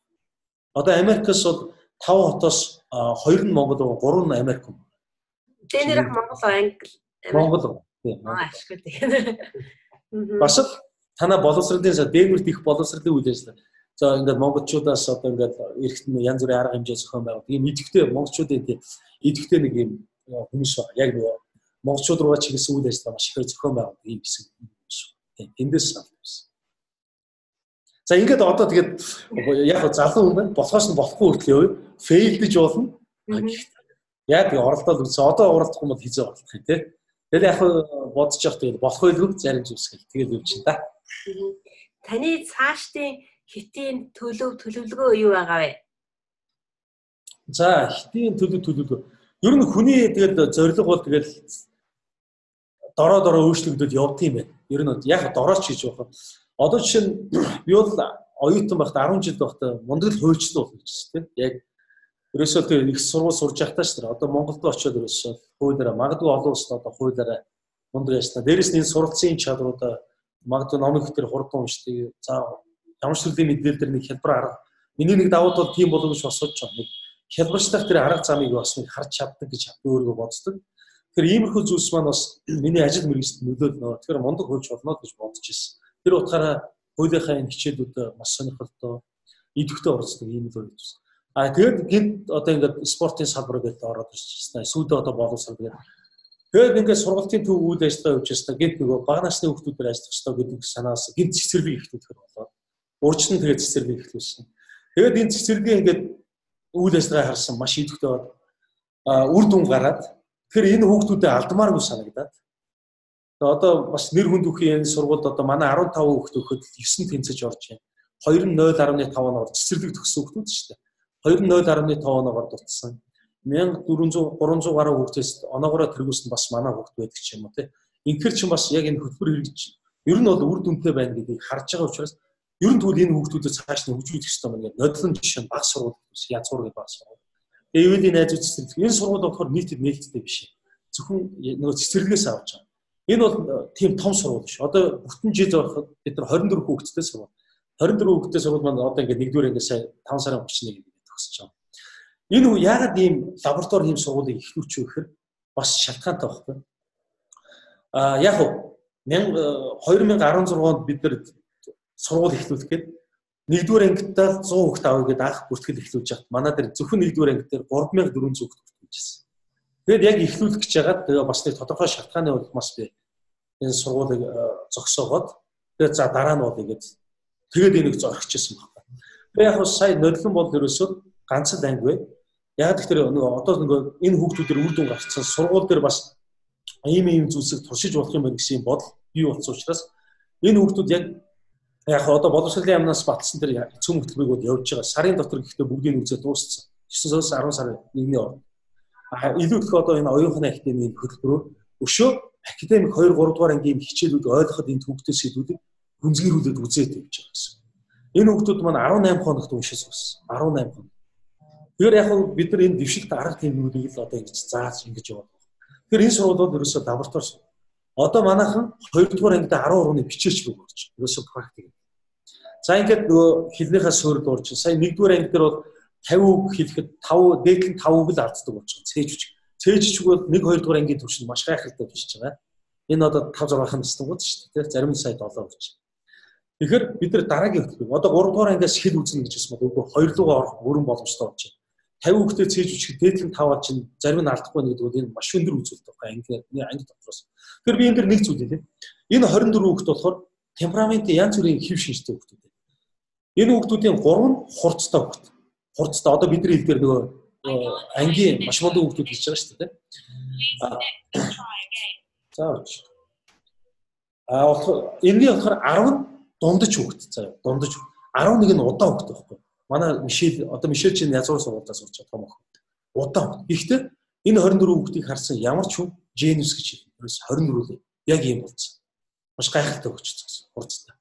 Тэгэхээр миний зорилго бас тийм байна. Бас манай хамт олонны зорилго шүү дээ. Дундаж хүүхдүүд төр бид нар тэрнээс шилдэг хүүхдүүдийг сонгож авчаад үр дүн гаргачаад бид нар лаг гэж ярих ёстой биш байхгүй. Энэ дундаж хүүхдүүд төр бид нар энэ үр дүн гаргаж чадхад энэ бол бидний амжилт байхгүй. Энэ дундаж энэ анги дүүрэн хүүхд 24-өл гайхамшигтай гэж хүмүүст хэлэгдэх нь бидний одоо бахархах зүйл байхгүй. Тийм учраас энэ сургууль болохоор яаж юм гэхээр зөвхөн энэ 24 хүүхдээ ингээд авсан. Энэ хүүхдүүдээр бид нар тэгтээ 9 шүдийн туршиж байгаа. Нэг бодлого энэ хүүхдүүд азтай хүүхдүүд. Азтай байхгүй. Болохгүй тэгээ бид нар дараа жил одоо доод ангиас орж иж байгаа энэ хүүхдүүдээр тэр хүүхдүүдийг туршихгүй. Тэр хүүхдүүдээр өөр юм бид нар туршаа юм тийм. Тэгэхээр энэ хүүхдүүд бас азтай учраас бид нар янз бүрийн зүйлс туршиж. Одоо энэ хүүхдүүд 2 дугаар ангид хэл рүүгээ орно. Гэхдээ програмчдын одоо яг дэлхийн хэл болсон програмчдын стандарт өгнүүдэд тогтоохоос гадна одоо 3 дугаар ангиас програмч руу орж байгаа. 3 дугаар ангиас. Компьютер программинг ярьж байна. Компьютер программинг ярьж байна. Тийм, компьютер компьютинг тийм кодинг орж эхэлнэ гэсэн. Кодинг тийм. Одоо энэ 3 дугаар ангиас эдгээр маань орж эхэлнэ. Би чинь бас нэг 10 жилдээ 2 жил мэдээлэл зүйлгээд мөнгө медаль авсан юм шүү дээ. Уулнаа бас надад хаамаг үзүүлж. Гэхдээ гээд нөгөө хойч болно цагдаа болно гэж тухайд ингээд шал өөр садвал болсон ч гэсэн. Гэхдээ одоо энэ технологи ингэж хөгжинэ гэж мэдэхгүй л байхгүй тэр үед. Тухайд бол тэгэл Pascal үзэл C++ үзэл Nokia утас гарч ирсэн. Snake тоглоомыг харчаад тэгэл бид нар зохиогоол тоглодог л гэсэн шүү дээ. Тэгээ яг одоо тийм зүйл бол яаж ч технологи бол орох ёстой гэдгээр бид нар одоо Мишель Ивел хоёр дээр технологийн хичээл ороод эхэлсэн байгаа гэдэг. Тэгээ одоо тэгэхээр ингээд 10 урууны бичээч рүү н орж эхэлсэн байна. Энэ хоёр чинь чигчээ уруудыг сайн салгаж байгаа учраас ингээд энэ дээр би энэ хоёр дээр дахиад ганцхан зүйл яшхад энэ хоёр дээр би одоо энэ зөвхөн энэ үндсэн юм хөтөлбөр биш. Энэ хажуугаар янз бүрийн юмнууд бас ингээд орж байгаа. 7 өнөخت тийм хуваар гарсан. 1-т 3 дахад ой тогтоолт хичээл дээр 10-15 минут ийм юм байна. Намайг байхгүй үед одоо тэр одоо нөгөө манад амьдарч байгаа дүү байгаа. Нөгөө оюутан. Тэр дүүд бас хувааруудыг гаргаад өгсөн. Намайг байхгүй оройд ирэхээс нь ийм зүйлсийг хийгдсэн байгаараа. Дандаа л 10 минутын дотор л хийгдсэн. Ингээд тэгээ намайг хийснээр дараа би өөрөө ингээд 10 минут. За одоо тэгвэл энэ 5 дахь өдөр ийм чөлөөт илб үүснэ. Илби хичээл орно. Илб хүртэл үзүүлнэ шүү дээ одоо. Илб орно. За жонглоор орно. Одоо нөгөө манай дөрөвт ивэл чинь жонглоор одоо 2 бөмбөр амар хөрх хийдэг болсон. Одоо 3 дахь бөмбөг нь ороод ирэхээр одоо 4 настай жонглоор бод тийм. Тэгэхээр юу хэлэх гээд юм ингээд янз бүрийн зүйлс ингээд чөлөөт фристайл ийм юм юм. Тэрнээс ингээд байнга тоодоод ингээд 7 өнөخت 2 өдөр цээж бодолтой байлаа. 10-15 минут ор 2 өдөр нь ой тогтоолт руу явуулаа. За энэ донд яг төвлөр хурийнхны хичээл юм балет ингээд явж явах юм явж. За ингээд 5 дахь өдрөө болохоор бусад фристайл ийм төрөлүүд явуулаа. Тэгээ боломж гараад би байж байгаа юм бол тэгээд жоохон завсардуулаад сатааруулж байгаа өөр зүйл ингээд хийв. За ингээд одоо үзээс хэлбэрийг орё. Одоо энэ зорилгоо бидний зорилго болохоор ерөөсөө яаж юм тэгэхээр энэ магадгүй энэ цэцэрлэгт байх та 3 дугаар ангийн зарим 3 дугаар ангийн мат Монгол хэлний энэ мэдлэг чадварыг эзэмшиж чадчих юм чинь ягаад 12 жил үзэх хичээл хөтөлбөрийг магадгүй 7 8 жил аз жаргалтайгаар тэгээ баяр хөөртэйгээр ингэж үзэж болохгүй гэж гисэн нэг юм концепт яваад. Тэгэхээр ийм зүйл рүү бид нар чиглэж байгаа учраас ийм лабораторид сурах. Ердөө ганцхан анги. Одоо дараа жил ганцхан. Тэрний дараа жил ганцхан. Ингээд ердөө баг сургууль маань 5 ангитай нэмсэн. Энэ дээр л бид нар туршаад энэ үнэхээр амжилттай болж чадах юм бол тэгээ энэ магадгүй 5 жил үзэх юм хөтөлбөрийг 2 жил ч гэсэн үзэж болох боломж надад харагдаад байгаа байхгүй. Яг үндсэн 2 3 хичээл байна. Тэгэхээр энийг үнэхээр ингэвэл магадгүй яагаад энийг нийтийн хүртэл болгож болохгүй ч тийм. Яагаад энэ магадгүй энэ боловсролын яг энэ шинжлэлд бид нар манай хамт олон хувь нэмрээ оруулж болохгүй ч. Ийм зүгээр нэг ийм том амбиц байгаа. Гэхдээ болж ч магадгүй болохгүй ч гэж магадгүй асуудал шүү. Зүгээр бид нар гэхдээ ийм цөөхөн хүүхдэр их бол нэг олон хүүхд авчих юм бол нэг алдаа гарах юм бол олон хүн дээр засахад хэцүү байна. Тийм учраас цөөхөн байх юм бол 24 хүүхдийн хурууныхаа үзүүрээр зассан шүү дээ алдаа гарах тийм. Тэгэхээр энэ бол асуудал биш. Тэгэхээр одоо бид нар бол энэ баг сургууль цаашдаа сургуулийн өмнөх боловсрол болон баг боловсрол дээр суурай зүг тавьсан хүүхдүүд цаашдаа аав ээж нэг ч орцох хэрэггүй. Өөрсдөө суурайртай хөгжөөд ингэж. Ийм л зүйл. Тэгэхээр бид нар энэ нэгэнт одоо нөгөө боловсролын салбарт ажиллаж байгаа учраас одоо ингээд сургуулийн өмнө сургуулийн өмнөх боловсрол цэцэрлэг одоо баг дунд боловсрол гэдэг явчих. Тэгээ магадгүй одоо ихтэй сургуулийн ирээдүйд энэ зүгээр мөрөөдөл. Гэтэ биелэх магадaltaй л гэж бодож байгаа ирээдүйд хичээл юм. Тэгээ ийм зүйл. Тэгэхээр боловсролын салбарт яг энэ publishing гэдэг хийж чинь. Publishing бол яг зөвхөн энэ оюуны хөгжлийн яг ялгар нь бид нар бусад энэ ном одоо publishing хийх газруудаас зөвхөн одоо ялангуяа энэ оюуны хөгжлийн, хувийн хөгжлийн энэ чиглэлүүдээр бид нар энэ ном сурах бичгүүдэд гаргах өөрсдөө энийг яг манай контентын албанаас гаргасан бүтээгдэхүүнүүд гаргах гэдэг ингээд явах юм. Ийм зүйл байна. Асуултаас. Компьютер кодинг гэдэг нэг анхаарлын сонирхлыг татчихжээ. Бага ялангуяа бага насны хүүхдүүдийг одоо бусдаа орнуудад ер нь бол юу яагаад эхэлсэн байгаа. Тэгээд одоо Монголд одоо энэ дээнүүрт орж ирэх сургалтанд одоо жишээлбэл яг ямар хөтөлбөрүүд байгаа. Энэ хөтөлбөрийг одоо компьютер кодинг оруулж ирэх боломжтой юу? Яа. За энэ дээр яг одоо эхний ээлжинд бол бид нар энэ гадагшаа өгж байгаа энэ хөтөлбөрүүдийн хувьд бол үндсэндээ нэг муу хоёр хөтөлбөр л өгч эхэлж байгаа. Бараг нэг хөтөлбөр. Тэгээ эхлээд энэ нэгхэн хөтөлбөрийг эхлээд амжилттай хэрэгжүүл. Тэгээд ингээд алдаа оноогоо сайн муугаа мэдлцээд явна шүү дээ, тийм. Тэгээд ингээд энэ хөтөлбөр тэр хүмүүс зааж байгаа хүмүүсийн хувьд бол гарт нь орох хэрэгтэй байхгүй. Үр дүн ингээд гарсны дараа бид нар дээрэс нь хоёр байгууллагын оронд гоё юм ихтгэлцэл үүссэн шүү дээ, тийм. Ихтгэлцэл асуудал шүү дээ нөхцөл.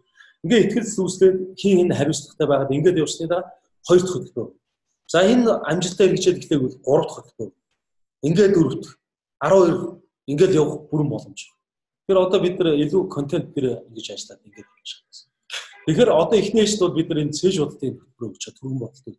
Тэгэхээр нэг цээж бодол гэдэг юм уу тий? Хамгийн ихэнд бол бүр бага наснаас хүртэл манай тэр ивэлийн бичлэг бас өгчээсэн бол 3 хүрс хүрэхтэй гэсэн ингээд 100 хүртэл тоож моолцсон тий.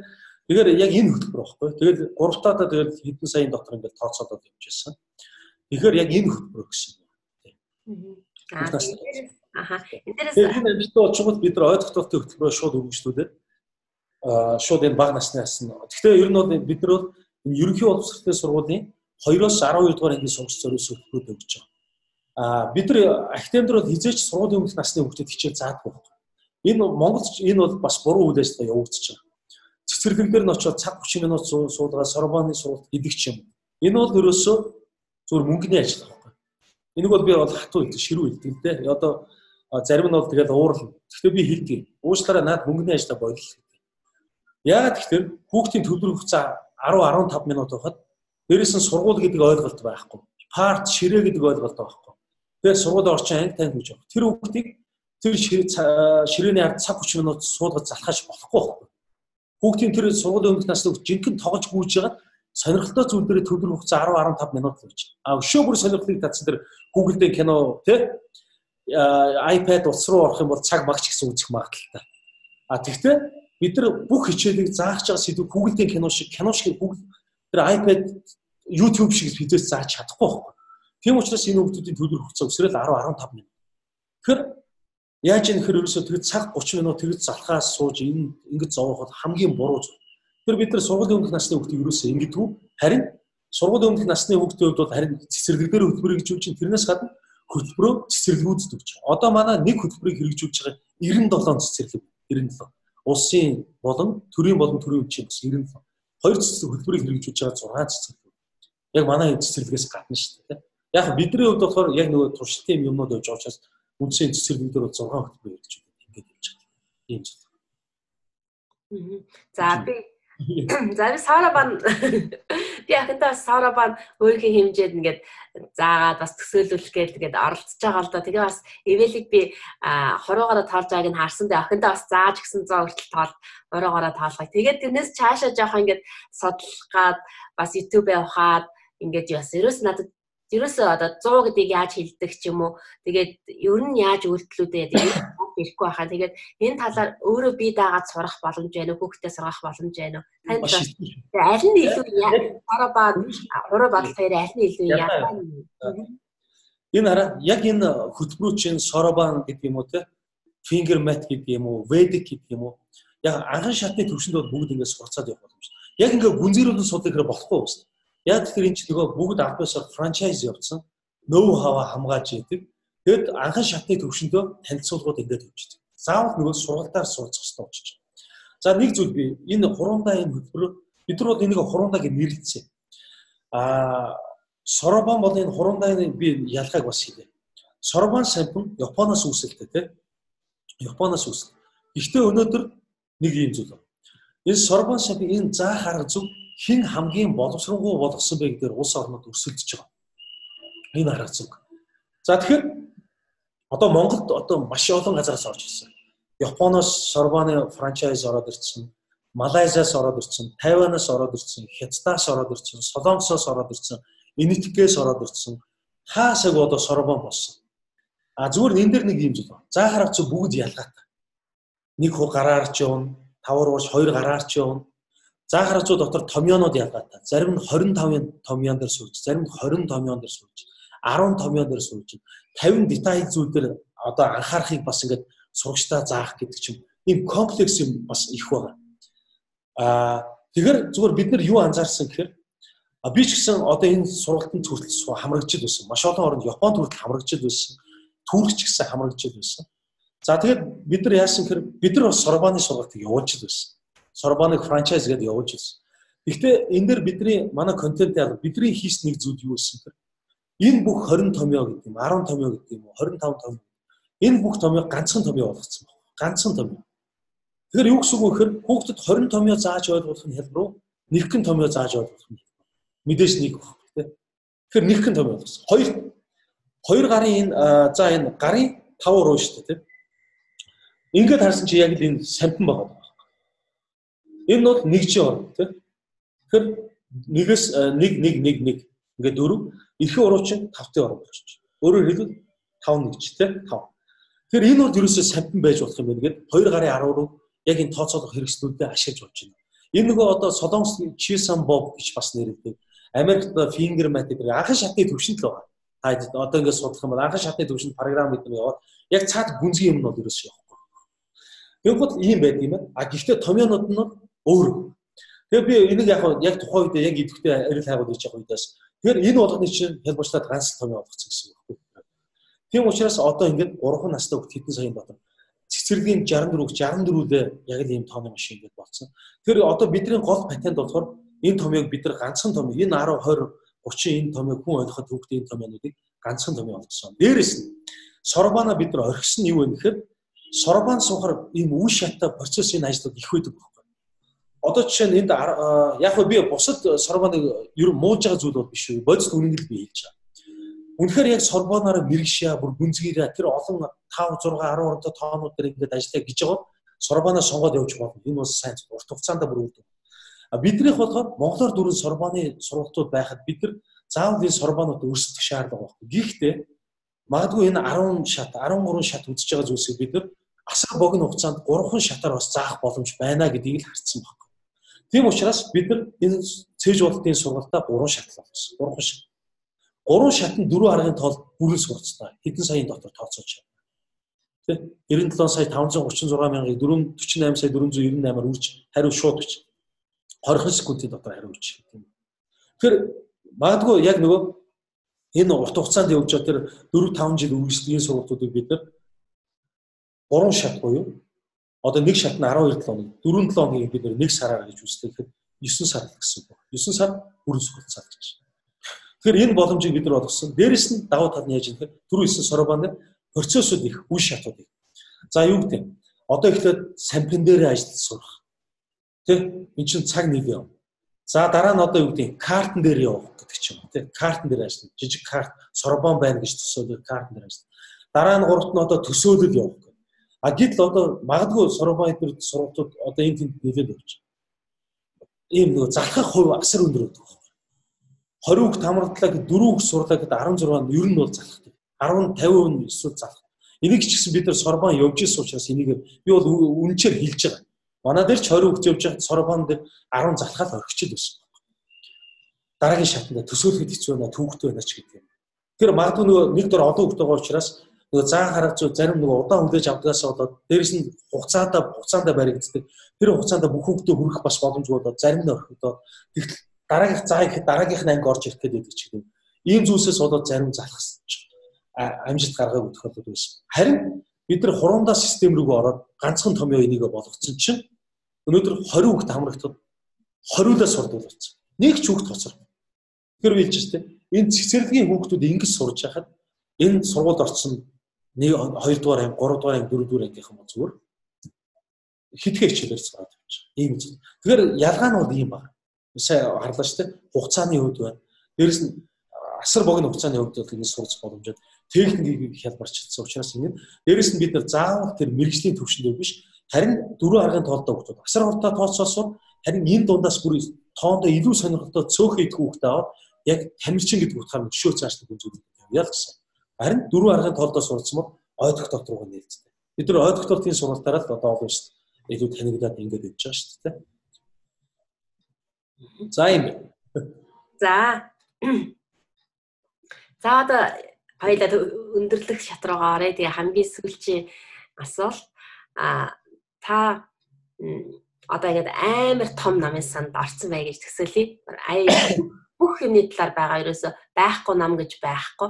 Та энэ номын санд танд зөвхөн 24 цаг л байх боломж олгол та ямар номнуудыг хамгийн түрүүнд унших вэ? Ямар ном таны хамгийн сонирхлыг татчих та юуны талаар мэдье гэж бодож байна. За ер нь яг одоогоор хуучин бол яг энэ хувийн хөгжлийн чиглэлийн номнууд бас нэлээд уншдаг байсан. Яг тэгэхээр энэ хийж байгаа ажилтайгаа холбоотой. Тэгвэл гэнт нөгөө боловсролын салбар руу ингээд ороод ирсэн. Тэгэхээр бас нэг энэ боловсролын салбарт ажиллаж байгаа улсуудаа бас нэг мэтгэлцэх тэр төвшөнд бас байх хэвээр. Онлын тодорхой хэмжээнд мэдлэгтэй байх хэвээр. Яг онлуудыг бол бүгдийг харсан, ойлгосон, гадны номноос ч гэсэн уншиж ирсэн. Ийм зүйл байгаа учраас харин одоо нөгөө давуу тал бас юу болсон гэхээр илүү нөгөө бид нар практик руугаа нэлээсээ орж өгсөн. Онцлогуудыг мэдэрсэн учраас энэ чиглэл рүүгээ нэлээд анхаардаг. Энэ чиглэлийн юмнууд уншдаг. Харин сүүлийн одоо жил 2 жилийн хугацаанд бол илүү тэр бизнесийн чиглэлийн номнууд уншиж байгаа. Яг тэгэхээр одоо энэ нэгд бид нар яг боловсролын салбарт ингээд суурь авчихсан учраас одоо энийг яаж менежмент илүү олон хүргэх ёстой тийм. Одоо нэг өснөө бас энэ давхар education бизнес болж байгаа зүйл. Ингэж бид нар нөгөө дараагийн том төслүүдээс агуулсан энэ том мөрөөдөлтөд бас хүрэх учраас энэ бол зөвхөн энэ бол Монгол хүүхдийн энэ асуудал биш. Олон улс бас боловсролтой холбоотой хүмүүст маш их асуудал байгаа энэ асуудлуудыг шийдье. Тийм учраас энэ тодорхой хэмжээнд бизнес менежментийн онлайлах энэ чадварт бас тодорхой хэмжээнд сурцсан. Одоо миний ширээнд ирэх харах уу ном болоос. За ингээд одоо өдөр бүр дракертай хамт гайл болж байна. За ингээд одоо бизнесээ томруулах гээл Вернер Харнишийн ном байж байна. Ласло Боки одоо ингээд ажлын дөрөн гээл дахиад бизнесийн чиглэлийн ном байж. За Рейт Хофманы одоо та өөрөө стартап компани гээл дахиад юм ном байж. За одоо ингээд дахиад энэ юу нэ Англи нөгөө Carol Waterman гэдэг нэмэгтэй одоо компьютерийн програмчд гэдэг чинь. За ингээд ер нь миний ширээн дээр байгаа ном байна л да. Эндээс судлаад за тийм байна. За одоо ингээд системийн сэтгэлгээ гээл байж байна. Бас энэ Бадарч багшийн За одоо тэгээд нэг шинээр гарсан Монгол хүний товчоо гэдэг маш юм. Иймэрхүү номнууд одоо ингэ байж л да яг ингэ харсан чинь. Тэгэхээр яаж юм нэхэр яг үнэхээр яг ингэж оролцоо гэж бодоход яг үнэхээр тийм гайхамшигтай юм ном санагдсан бол яг л одоо хүүхд хөгжлийн чиглэлээр л энэ номнуудыг харна гэсэн. Ялангуяа одоо бид нар энэ хүүхдүүдийг багаасанд ингэж хөгжүүлэх бол ер нь одоо энэ хэцүү нийгэм биш үү? Ер нь бол тий. Монгол бол одоо маш хэцүү нийгэм байна. Энэ хэцүү нийгэм одоо энэ багаасанд ихэж толгойд нь үрийн тарихгүй бол тэгээд энэ байдлаараа бас хүнд байна да. Ер нь бол хэцүү. Нэлээд олон жил шаардлагатай энэ байдлыг өөрчлөх бол нэлээд олон жил шаардлагатай байна гэж. Тэгэхээр яг энэ номын санд орох юм бол ийшээ яг л энэ хүүхд хөгжлийн чиглэлийн номуудыг хамгийн дөрөв тавь. Яг гэхдээ байхгүй ном байхгүй гэж байгаа юм чи тэр бүгд байгаа гэж байгаа юм чи тэр чиглэлийг харах ба. Тэгээ би нэг зүйл дахиад нэмээд хэлэхэд бас нэг юм технологийн компанитайгаа хамтарч ажиллаж байгаа. Түрүү хэлжсэн бид нар энэ хүнд зүйлийг хялбарчлах бүрэн боломжтой болсон учраас хүүхд ойлгоход л хүүхдүүд тэр сэдвийг барьж авч хялбарчилж байгаа. Тэгэхээр одоо зөвхөн би ганцхан жишээд өгье. Өнгөрсөн 1 сард манай өвлийн амралтаар хөгжилтэй аргаар хүрдээ цээжлэх гэсэн сургалт байна. Энэ сургалт 1 сарын сургалтын амралт шүү дээ. Энэ сургалт нийт 344 хүүхэд амрагдсан байна. Энэ бид нар анги танхимынхаа боломж, багшийнхаа боломжоос хамаарч 344 хүүхдээр л хаалтай хааж. За ингээд энэ хүүхдүүд 5 цагийн дотор бүгд хүрдээ сураад ингээд савж унтлаа ингээд төгсөө гараа авсан. За одоо би судалгааны дүг танилцуулъя. Энэ 344 хүүхдийн 26 нь 5 дугаар ангийн хүүхэд заа. 59 нь 4 дугаар ангийн хүүхэд. За ингээд 80 гаруй нь 3 дугаар ангийн хүүхэд, үлдсэн 100-д нь 2 дугаар ангийн хүүхэд. Тэгэхээр юу хэлэх гээд юм бэ? Энэ хүрдийг болохоор 2 дугаар ангид үздэг байна. Гэтэл 3, 4, 5 бүхэл бүтэн 4 жил хүрдээ сурч чадаагүй хүүхдүүд биш тийм 5 дугаар анги. Энэ бол маш том эмгэнэл байхгүй. Хүрдээ сурах бол математик цаашаа хизээч арахгүй. Тийм шүү дээ. Математик энэ хүрд сурах бол юу хийж чадах вэ одоо? Цаашаа математик. Энэ хичээлийг үзэн явна шүү дээ. Энэ 4 дугаар ангийн хүүхд шүү дээ. 3 жил сурчаад хүрдээ сураагүй, сурчаад хүрд сураагүй энэ харах. 2 жил сурчаад хүрдээ сураагүй гэдэг үнэхээр харамсалтай. Тэгэхээр яасан гэхээр зөв би сая хэллээ. Энэ бүх хүүхдүүд 4 жил сурч чадаагүй зүйлээ 5 цагийн дотор сураад болсон юм. Ивэл би 3 настай байхад нь хүрдийг 2 цаг 15 минутанд савж унтлын хийнэлгээ заажсан. Хүрдийг үржүүлэх үед 6:7:42 тий 6:8:48 энэ бүх хүрдийг 2 цаг 15 минутын дотор 3 настай. Тэгэхээр одоо ивэл бол олон орон тодогоор үржиж шууд бишдэг болсон тий. Энэ гэхдээ гоё толгойд нь тоглолтууд явагдаж байгаа. Тэгэхээр энэ зөвхөн хүрдийн асуудал. Зөвхөн Монгол хүүхдүүдийн асуудал биш байна. Яг үүнтэй адилхан тэр тэгштэл байдаг юм. Биш хэмжилтүүд байдаг юм уу те. Асар олон сэдвүүд байгаа хүүхдүүд ойлгоход хүүхдүүд. Тэр энэ болгоныг бол бид нар хялбарчилж байгаа учраас дээрэс нь энэ хүрдний асуудал зөвхөн Монгол хүүхдүүдийн асуудал гэхээр биш вэ. Би сая сүүлийн 3 жил 9 улсаар Аз, Европын 9 улсаар зөвхөн бүх насны боловсрол судлалын явсан байна. Төрийн байгууллага яг боловсролын салбараар төрийн байгууллагууд болон яг бусад одоо яг үйл ажиллагаа явуулж байгаа тэр сургуулийн болон сургуулийн одоо дунд сургуулийн өдрөлгүүтээ уулзаад хичээл номтой танилцаад ингээд Скандинав, Орон, Герман, Франц, бүгднгээр явсан. Азийн, Япон, Солонгос гэдэг. Тэгэд бүгд яг энэ төвшөндөө гаццсан байна. Америк хүүхдүүд ч гэсэн хүрдээс сурч чадахгүй л 4-5 дугаар анги болчиход одоо л нэг энийг ойлгож эхэлж. Тэгэхээр энэ болохоор Монгол хүүхдүүдийн зөвхөн асуудал биш үү? Энэ бол Япон хүүхдүүд зовж байна, Америк хүүхдүүд энэ хүрдийг ойлгоход зовж байна. Энэ итгэх хүүхдүүд зовж байна, англи хүүхдүүд зовж байна. Тэгэхээр тэгвэл бидний гой бас харсныг зүг. Тэгвэл бид нар энэ дэлхийн боловсролын асуудлаас бас шийдэлцэж болох юм биш үү гэдэг ийм санаа төрсөн. Яг л бас энэ өнгөрсөн 3 жил явсан юм асуудал. Тэгвэл энэ хүрдний асуудлыг шийдээд өгч. Энэ бол дөнгөж ганцхан жишээ. Одоо энэ улсуудаас миний ганц судалж авсан зүйлс юу бага ангид, бага сургууль, бага ангид ямар сэдв ойлгоход хүндрэлтэй мэдээлэл агсар их судалгаа авчихсан. Одоо тэр бүх сэдвүүдийг бид нар хялбарчлаад явах цааш. Одоо тэр тэгшлэлийг ердөө 30 минут iPad дээр тоглоод сурах жишээ тийм. Энийг л одоо технологид тослох бас. Тэгэхээр одоо энэ 10 сард бас энэ тэгтээ амжуулахыг бид нар хичээнэ. Зөвхөн энэ хүрдний аппликейшн гэдэг бол 6-аас 10 хил дээр гаргахаар ингээд төлөвлөсөн бид нар ажиллаж байгаа. Одоо UB Comedy-гийн идрийг залдаг байдаг шүү дээ тийм. UB Comedy. Идрийн Faro технологи гэдэг компани байж байна. Энэ компани манай одоо энэ програмчлалыг хөгжүүлэлтийг бас хийгээд ингээд хамтраад бид нар бас партнерууд уулзсан энэ ажиллаа болсон гэдэг. Үнэхээр энэ амжилттай учраас бид нар дараагийн хөтөлбөрүүдийг баг сар 2 сар болгон жинхэнэ нөгөө дэлхийд асуудал болоод байгаа энэ асуудлыг бүгдийг шийдэл аппликейшнээр хүргээд яв гэсэн ийм бодлоо. Тэр утгаараа 10 сард бас би очих Америкт очив. Тэр үеэр бас энэ аппликейшнийг графикусаар ингэж танилцуулж байх нэг лонч ийм төлөвлөгөө байгаа. Тэгэхээр бас энэ ажил дээр бид нар аль болох амжуулахыг хичээж энэ цунд бас нэлээ ачаалттай ажиллах. Тэгээ би эцсийн дүндээ нэг зүйл түрүү хэлжсэн. Хүүхэд бол одоо ерөөсөө оюуны үеийн 4 төвшин гэж байгаад байна тийм. Гэхдээ энийг бүр 6 төвшин, 7 төвшин гэж хөтлөө. Сая өнгөрсөн хагас өдөр манай дээр эрдэм шинжилгээний хурд маань болоход яг өөр нэг эрдэмт бас хэд эрдэмтийн санал нийсэн 7 төвшин. Ямар үеийг одоо юу гэдэг тарих толгойг хамгийн сайн ашиглаж байгаа үе юм бэ гэхэл тэр мэдлэгийн хэрэглээг бас тэн дээр эцсийн дүндээ мэдлэгийн хэрэглээ дээр. Тэр бид нар оюуны үеийн 4 төвшин гэдэг одоо үзчихэхэд нэгдүгээр төвшин дээр Монгол улс биш бүх улс орн асар их цаг хугацааг алдаад байгаа. Энэ бол ерөөсөө хамгийн энгийн төвшөнд хийчихэр зүйл байхгүй. Саяны шиг одоо зүгээр хялбархан цээжэж болохоор ч юмсан. Одоо хүрдээ тогтоочих гэдэг юм уу. Тэр шүлэг дууны үгээ газ цээжэж гэдэг юм. Нэг юм хэлэхэд тэрийг газ тогтоочвол тийм л үе байхгүй. Тарих толгой нэг ажилуулдаг үе биш. Хоёрдугаар үе болохоор яг л ухаж ойлгож чаддаг үе. Энэ яагаад юм бэ? Одоо нэг эвэлийн бичлэгийг би бас нэг оруулж ирсэн. Тэрийг харж ирсэн. Хүрдэг бол ингэ хэлчихэж байгаас хийчихэж. Нэгдүгээр төвшний асуудал хийчихэж. Хоёрдугаар төвшнийх нь болохоор яг ухаж ойлгож байна. Яагаад би тэр бичлэгээр хийж байгаа? 981 зөв гэж. 6-7 40 зөв гэхээр буруу, хэд ингэхээр 40 гэж. Тэгэхээр одоо өөрөөр хэлбэл энэ дэр ийм зүйл байна. Одоо юу гэдэг 6-6-36 гэх юм бол тийм эсвэл 3-4-12 гэх юм. Яагаад 3-4-12 гэдгийг ойлгож байгаа тэр үе. Ухаж ойлгох үе гэсэн. Одоо Америкт бол англич гэдэг юм уу. Энэ үе шатн дээр бас нэлээ хэдэн нөгөө механикаар ингэж цээжлүүлэхээс илүү яагаад 3-4-12 юм бэ гэдгийг. Өөрөөр хэлбэл энийг нь ойлгох гэж бас маш их цаг хугацаа авдаг. Нэгдүгээр төвшин энэ хоёрдугаар төвшин дээр маш их цаг хугацаа авч. За энэ дээр бол тарих арай илүү ажиллаж байгаа гэсэн үг байна. Гуравдугаар төвшин нь болохоор яг нөгөө дүн шинжилгээ их юм байна. Одоо өгдөл алдаатай хүн тэр мөрийг олдог тийм. Батад 5 айлын байлаа. Дорж 7-ыг авчлаа. Батад хэдэн айлын мэдгүй. Хүү батад 5 айлын байхад яаж 7-ыг авдаг гэж хүүг тэрийг шууд сэтгэж бодож явах юм уу байхгүй. Одоо жишээ тэр нөгөө тэр бичлэг дээр жишээн дээр 6-7-40 гэхэд бишээ хидийн 40 гэдэг өвдлээ алдаа гарч байгаа. Яг дүн шинжилгээ хийж байгаа. Тэгвэл тарих толгойг хамгийн ихээр ажилуулдаг оюуханы одоо хамгийн өндөр түвшин юу болоод ирж байна гэхээр оюун үеийн өндөр түвшин мэдлэгийн хэрэглэл байна. Энийг л одоо хэрэгэл амьдрал дээр л ашиглах гэсэн сан.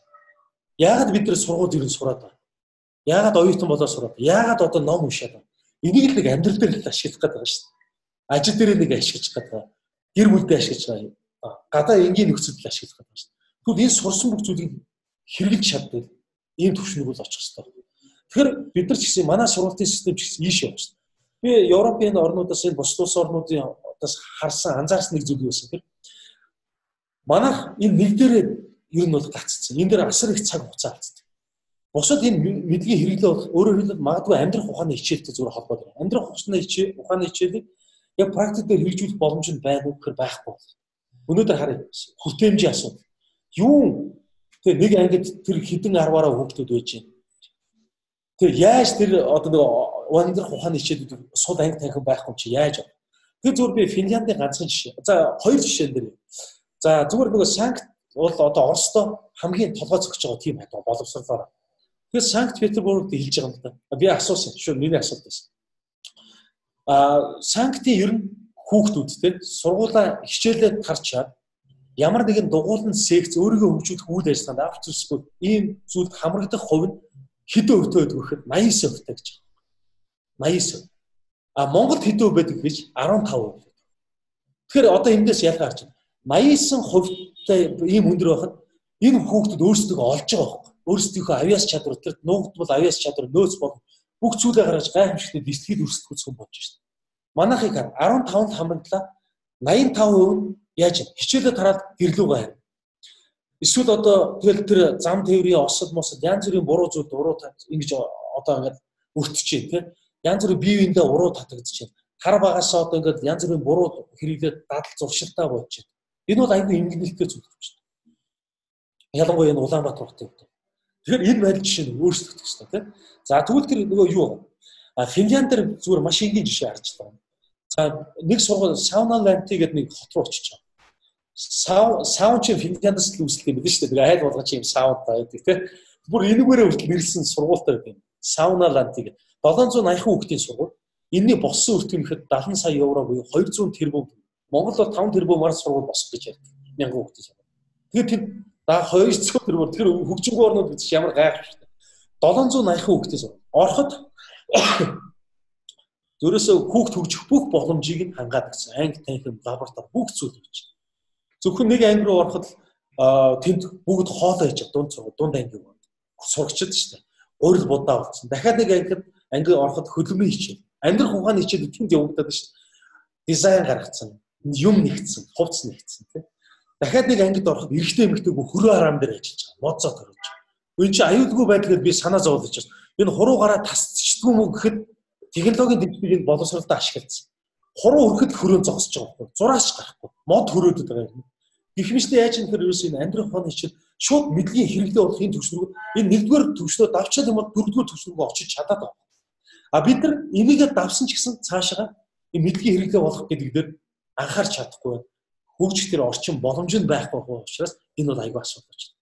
Тэгэхээр ер нь бол одоо бид нар чи яаж 3 ээжийн сургуультад одоо ингэж яваалаа шүү дээ хэцүү. Орой 5 цагт 1-р анги хүүхдээ хичээлд орчлоо. Яг үнэн ш. Тэгэхээр одоо энэ байдал бол өөрчлөгдөх шүү дээ. Энэ хүртээмжийн асуудал. Гэхдээ энэ дэр нэг зүйл бодоход орон нутгууд чинь 4-5 сурагчдаа нэг анги ингээд цэлээсэн том. Энд асар их юм осол уусгал зард маш их юм гарч байгаа. Тэр чи яасан нөгөө Улаанбаатар хот руугаа суурьт аягүй шилж хөдлөн аягүй их явагдчихээн тийм. Тэр орон нутгад ингээд энийг цааш нь макро төвшөнд ярил амар юм болох нь шүү дээ. Орон нутгад нь тэгэл тэр сурах орчны бүрдүүд боломжийн одоо ажлын байрын нэг ингээд яалчгүй ингээд манай систем нэг л буруу яваад байна л гэсэн. Боловсрол дээр ерөөсөө арай юм байна. Боловсрол ер нь ийм байх хэрэгтэй байхгүй яг ийм гурвалж. Хөв энэ хэсэг нь доод энэ хэсэг нь сургуулийн өмнөх боловсрол. Дунд хэсэг нь дунд боловсрол те баг дунд боловсрол. Дээд хэсэг энэ дээдийн хэсэг бурууж чинь ихтэй сургууль болох хэрэгтэй. Манайх эсэргээр болсон юм байна. Юу 40,000 хүүхд цэцэрлэгт хамрагч чаддаг. Цэцэрлэгт хамрагдаагүй хүүхд яаж сургуульд орж одоо суурьтай ингэж хөгжих вэ те? Цөө хэдэн хувь хөгжих вэ? Хурдтай юм хүлээж авдаг хэдэн хөгжих вэ? Ер нь дийлэх энэ ороод хүүхд зодон майж буруу хандлагатай нийгэмшиж чадаагүй асуудлууд ийм баг. Гэртээ төгжиж байгаа энэ хүүхдэд юу сурах юм хэцүү. Тэгээд эн чинь суурай зөв тавиагүй хүүхдүүд яаж цаашдаа хөгжих үү гэдгийг бод. Хурдтай хүүхдүүд л хөгжиж. Тэгэхэд манай дээд боловсрол сайн. Ер нь бол тест маш мундаг багш нарыг урьж авчирч лекцэд нь уншуулж, тэ сургалтууд орж. Гэхдээ суурьгүй энэ оюутнуудын хувьд бол яаж? Нэг чихээр оруулаад нөгөө чихээр гаргаж байгаа. Дийлэх биш. Бүх оюутныг хэлээгүй. Мундаг оюутнууд бие дагаад сурах арга барил өөрийн болгоц оюутнууд. Гэхдээ харамсалтай яг юм. Уул нь бол оюутан хүн чинь судлаач байх хэрэгтэй. Хүн нэгхэн үг хэлэхэд, өгүүлбэр хэлэхэд гэрэл асаар энэ өгүүлбэрийг хүлээж аваад өөрөө судалгаа хийдэг. Одоо энэ технологи хөгжсөн. Тэ? Google ахасаа асуугаад бүгдийг хайгаад ингээд суралцаад өгч явж байгаа. Тэгэхэд яасан? Багшийн үгээр үг хийгээс шалгалтандаа тэр хэлсэн үгийг бичиж авдаг. Харамс.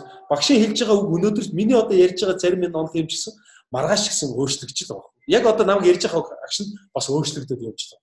Тийм учраас багш бол зүгээр чиглүүлэгч байгаа. Би бол зүгээр чиглүүлж байгаа. Гоё мотивац өгдөг, урам зориг өгдөг, тийм гоё сэтлэг бүр ажлынтаа бүр суралцъятаа бүр сурцгүй бол болохгүй байх гэсэн юм сэтлэг эмоцийг би гаргадаг тэн дээр бүр яг нэг дотор нь галын асаадаг гэсэн үг байна. Ер нь. А энэ галаа асаацсан хүмүүс харин ч өөрсдөө судлаад өстой жинхэнэ айхдаг юм шүү. Тэгэхээр оюутнуудын хувьд ч гэсэн суурай зөв тавьсан бол энэ оюутнууд нэг л гоё өгүүлбэр хэлэхэд тэр өгүүлбэрийг аваад өөрсдөө судалдаг юм. Манай харамсалтай нөгөө уруу гарсан юм гурвалжин төрсөн байгаад байна л гэсэн санаа. За. Яриад юу. Энэ дээр бас одоо IQ тал руугаа сургалт яваад байгаа. Та IQ тал руугаа хөтөлбөр гаргаж сургалт явуулъя гэж бодож байгаа юу? Байгаа юу? За энэ дээр яг хөө ерөөсөө энэ хүний амьдралд 3 зүйл асар чухал да. Тэр яг хөө би хэлдэг. За та IQ яах вэ? IQ тэр бусад одоо төлөвлөсөн тий ёс суртахуунтай ийм хүмүүсээ яаж үлдэж харилцах чадвартай soft skill-үүдийг би хэлдэг. Уучлаарай. Манай сургалтын төв яг сургалтын төрөл төрлөөр дагнагдсан байна. Манай бидний зорилго энэ IQ төвшин дээр бид нар л анхаарах. Энийг хүссэн үсээгүй энэ хүүхдийн харилцаа хандлагын зүйлийг гэр бүлийн хүмүүжил байх хэрэгтэй. Гэр бүл та нар өөрсдөө хөгжих. Сургууль соёл дээр бүтөөдөр өнжиж байгаа бол сургууль соёл тэр босоо сургууль соёл нь өөр энэ чиглэлийн босоо сургалтууд явагдвал эндээ аврагж байгаа гэж байна. А гэхдээ бид нар энэ хичээлийг орохдоо энэ EQ тийм хүнийг хайрлах байна. Одоо ерөөсөө ийм л байна шүү дээ. IQ, EQ, LQ гэж яриад байна шүү дээ. Тийм бас Энэ гурыг бас бий болгоо. LQ гэдэг бол log question буюу хайрлах юм ухаан багхгүй ер нь бол тийм. Тэгэхээр ерөөсөө өөрийгөө хайрладаг хүн бас бусдыг хайрлах тийм. Тэгэхээр яасан энэ хайрыг түгээ. Ерөөсөө энэ зүйл болохгүй шүү гэдэг зүйлийг мэддэг юм ухамсартай байх хэрэгтэй. Энэ зүйлийг бол бид нар тэр цаг 30 минутанд хичээл орж явах явцдаа бас аль болоход ойлгуулахыг хичэв. Одоо манай энэ тамирчдыг ингээд харах юм бол зүгээр хүн багхгүй. Хүний дээдүүд ер нь бол энэ хүүхдүүд янз бүрийн хүүхдүүд орж ирж байна. Одоо манай яг өсвөрөх одоо ингээд яг оюутнууд болцсон тийм. Ерөөсөө биеиндээ асар их тусалдаг. Одоо нийгмийн хариуцлага ухамсарсан, өвдсөн зовсон нийгэмдээ тусалж идэг. Яг л бүр нэг юм уйхан болцсон. Бүр яг л хүний дээдүүд байгаа. Яг энэ тамирчтай ингээд харахад. Тэгэхээр бид нар яг энэ гişтэй IQ гэдэг зүйлийг яг хичээл болгож заадгүй ч гэсэн тийм хүнээ хайрлах ёстой гэдэг зүйлийг бол байнга л хийж хэвшүүл. Энийг нь яг бодисоор үлгэрлүүлэх тал дээр бол бид нар маш их зүйлийг хийдэг гэсэн. Тэр ч одоо ингээд бид нар чинь жилийн жил хамтаа тэмцээн уралдаан, дотоод улирлын тэмцээн, бие биенээсээ суралцсан хөгжин спортын арга хэмжээ маш олон зүйл явж байгаа учраас энэ цаа бүхний цаана чинь EQ, LQ чинь бүгд явж байгаа. За бид хоёр одоо хичнээн хугацаанд ярьчихв. За маш их баярлалаа. Өшөө ингээд яриулаад хараа танаас би юу юугаа олчлаа. Та одоо ингээд огтуд дээр зааж байгаа арга барил. Одоо жишээлбэл ивэлийн нөгөө нэг 100 хуруугаараа тоолж байгааг бид нар хараад шууд тэрийг дөрөөгд хийх боломжтой байхгүй юу? Тэгээд тэрэн шиг адилхан одоо яаж үржих үлдээд, яаж нэмэгдүүлээдгийг тэгээ бас нөгөө хөзөрч хэжлүүлж байгаа би бас хараад бас яаж аахгүй. Тэгээд бас нөгөө нэг танин мэдхүүн чиглэлээр бас айгүй их мэдээлэл өгж байгаа. Энийг яг ямар арга барилаар өгдөг зүгээр ингээ хэлээд өгчт юм уу? Жишээлбэл 12 жилийн дуу ивэл маань баг 2 настайдаа баг дуулдаг болсон байсан. Тэгээд энийг одоо яаж чийжлүүлж вэ? Би бол нөгөө нэг бас өөрийнхөө групп дээр нөгөө нэг чаленж тавьсан байхгүй. За одоо ивэл ингээд дуулж байна. Цөмөр ингээд хүүхдүүдэд 12 жилийн дууг ингээд зааж өгөөд ингээд дуулуулъя гэсэн чинь ерөөс нэг ч хүн оролцоогүй. Тэгээд би өөрөө ч гэсэн нэг морь зэр дээрээ яваад тэгээд жоохон гаццсан. Тэгээд энэ арга барилыг та яг хөгжиж байгаа нэг ажиллаж байхдаа одоо нэг 5 юм 10 минутын бичлэг хийгээд бид нар бас ингээд дуурайгаа дагаад ингээд зүгээр анхан шатны хэмжээнд хийх боломжтой гэдэг бол бидэрт аягүй их тусалах гэдэг. Яг би болохоор дандаа энэ танин мэд хүн чанар дээр нь тулгуурлаж яг л хүүхдүүд аягүй яагаад гэдэг үг байнга асуудаг шүү дээ. Яагаад энэ дээр нь тулгуурлаж маш их зүйлийг ярьдаг. Энэ яагаад юм хөшөө байгаа гэтэл газ гуглдж харна шүү дээ өөрөө. Одоо технологи хөгжсөн. Тэнгууд түүхийг сонсоод яагаад гэсэн дээр зулгаад эн чинь ийм учраас нөгөө Google-ийг газ гуглж уншаад тэгэл энэ зүйлийг ингээд яг өөрийнхөө сонирхсан зүйл дээр нь тулгуурж тань мэдэх юм байна гэж. Энэ одоо юу вэ гэх ингээд хавиргаа бариад эхэлж байгаа байхгүй. Энэгээр эсвэл өвдөд байна. Энэ яг юу вэ гэдэг ихэвчлэн би наадах чи хавир. Чамд ер нь ингээд 12 хавир байдаг шүү дээ энэ нэг талдаа. Нөгөө талд нь бас 12. Тэгэхээр 12 дээр 12 нэмэхээр хэд вэ? 24. Түр чи одоо ингээд 24 хавиргатай юм шүү дээ. Нэр энэ хавирга чи юм яс байдаг байхгүй. Тэр чи юу гэж бодож чинь хүүхд одоо хэдийн ястай байдаг юм. Гэл одоо ингээд ярьж эхэлж байгаа. Хүүхд чи ер нь ингээд одоо дүү чи ингээд төрсөн. Энэ хүүхд дүү чи хэдийн ястай гэж бодож. 300 ястай шүү. Чи 300 тоо мэдэнтэй 300 чи ямар байдаг вэ? 3 пик. Энэ дүү чи одоо 300 ястай. Одоо аав тэгвэл хэдийн ястай. Одоо энэ хүүхд дүү чи одоо том болоод аав шиг нь одоо тэгэхээр хэдийн ястай болох. Чи одоо том болоод аав шиг болоход хэдийн ястай болох. Чи юу гэж бодож чинь? Тэгвэл 300-аар байна. Үгүй 206 ястай бол. Яагаад 300 ястай гэж яагаад 206 ястай болдгийг гэхээр энэ чинь 3 хүүхд байх чинь яснууд чинь бүгд мөгөөс үүдэх байхгүй жижиг юм. Бүр ингээд амархан ч хуурсан. Тэгэхээр дүүгээ хамаагүй ингэж өргөж болохгүй, татаж болохгүй, гарнаас нь угтчих болохгүй. Түүл ингээд урд жижиг юм мөгөөснүүдүүд учраас ингээд хуурсан.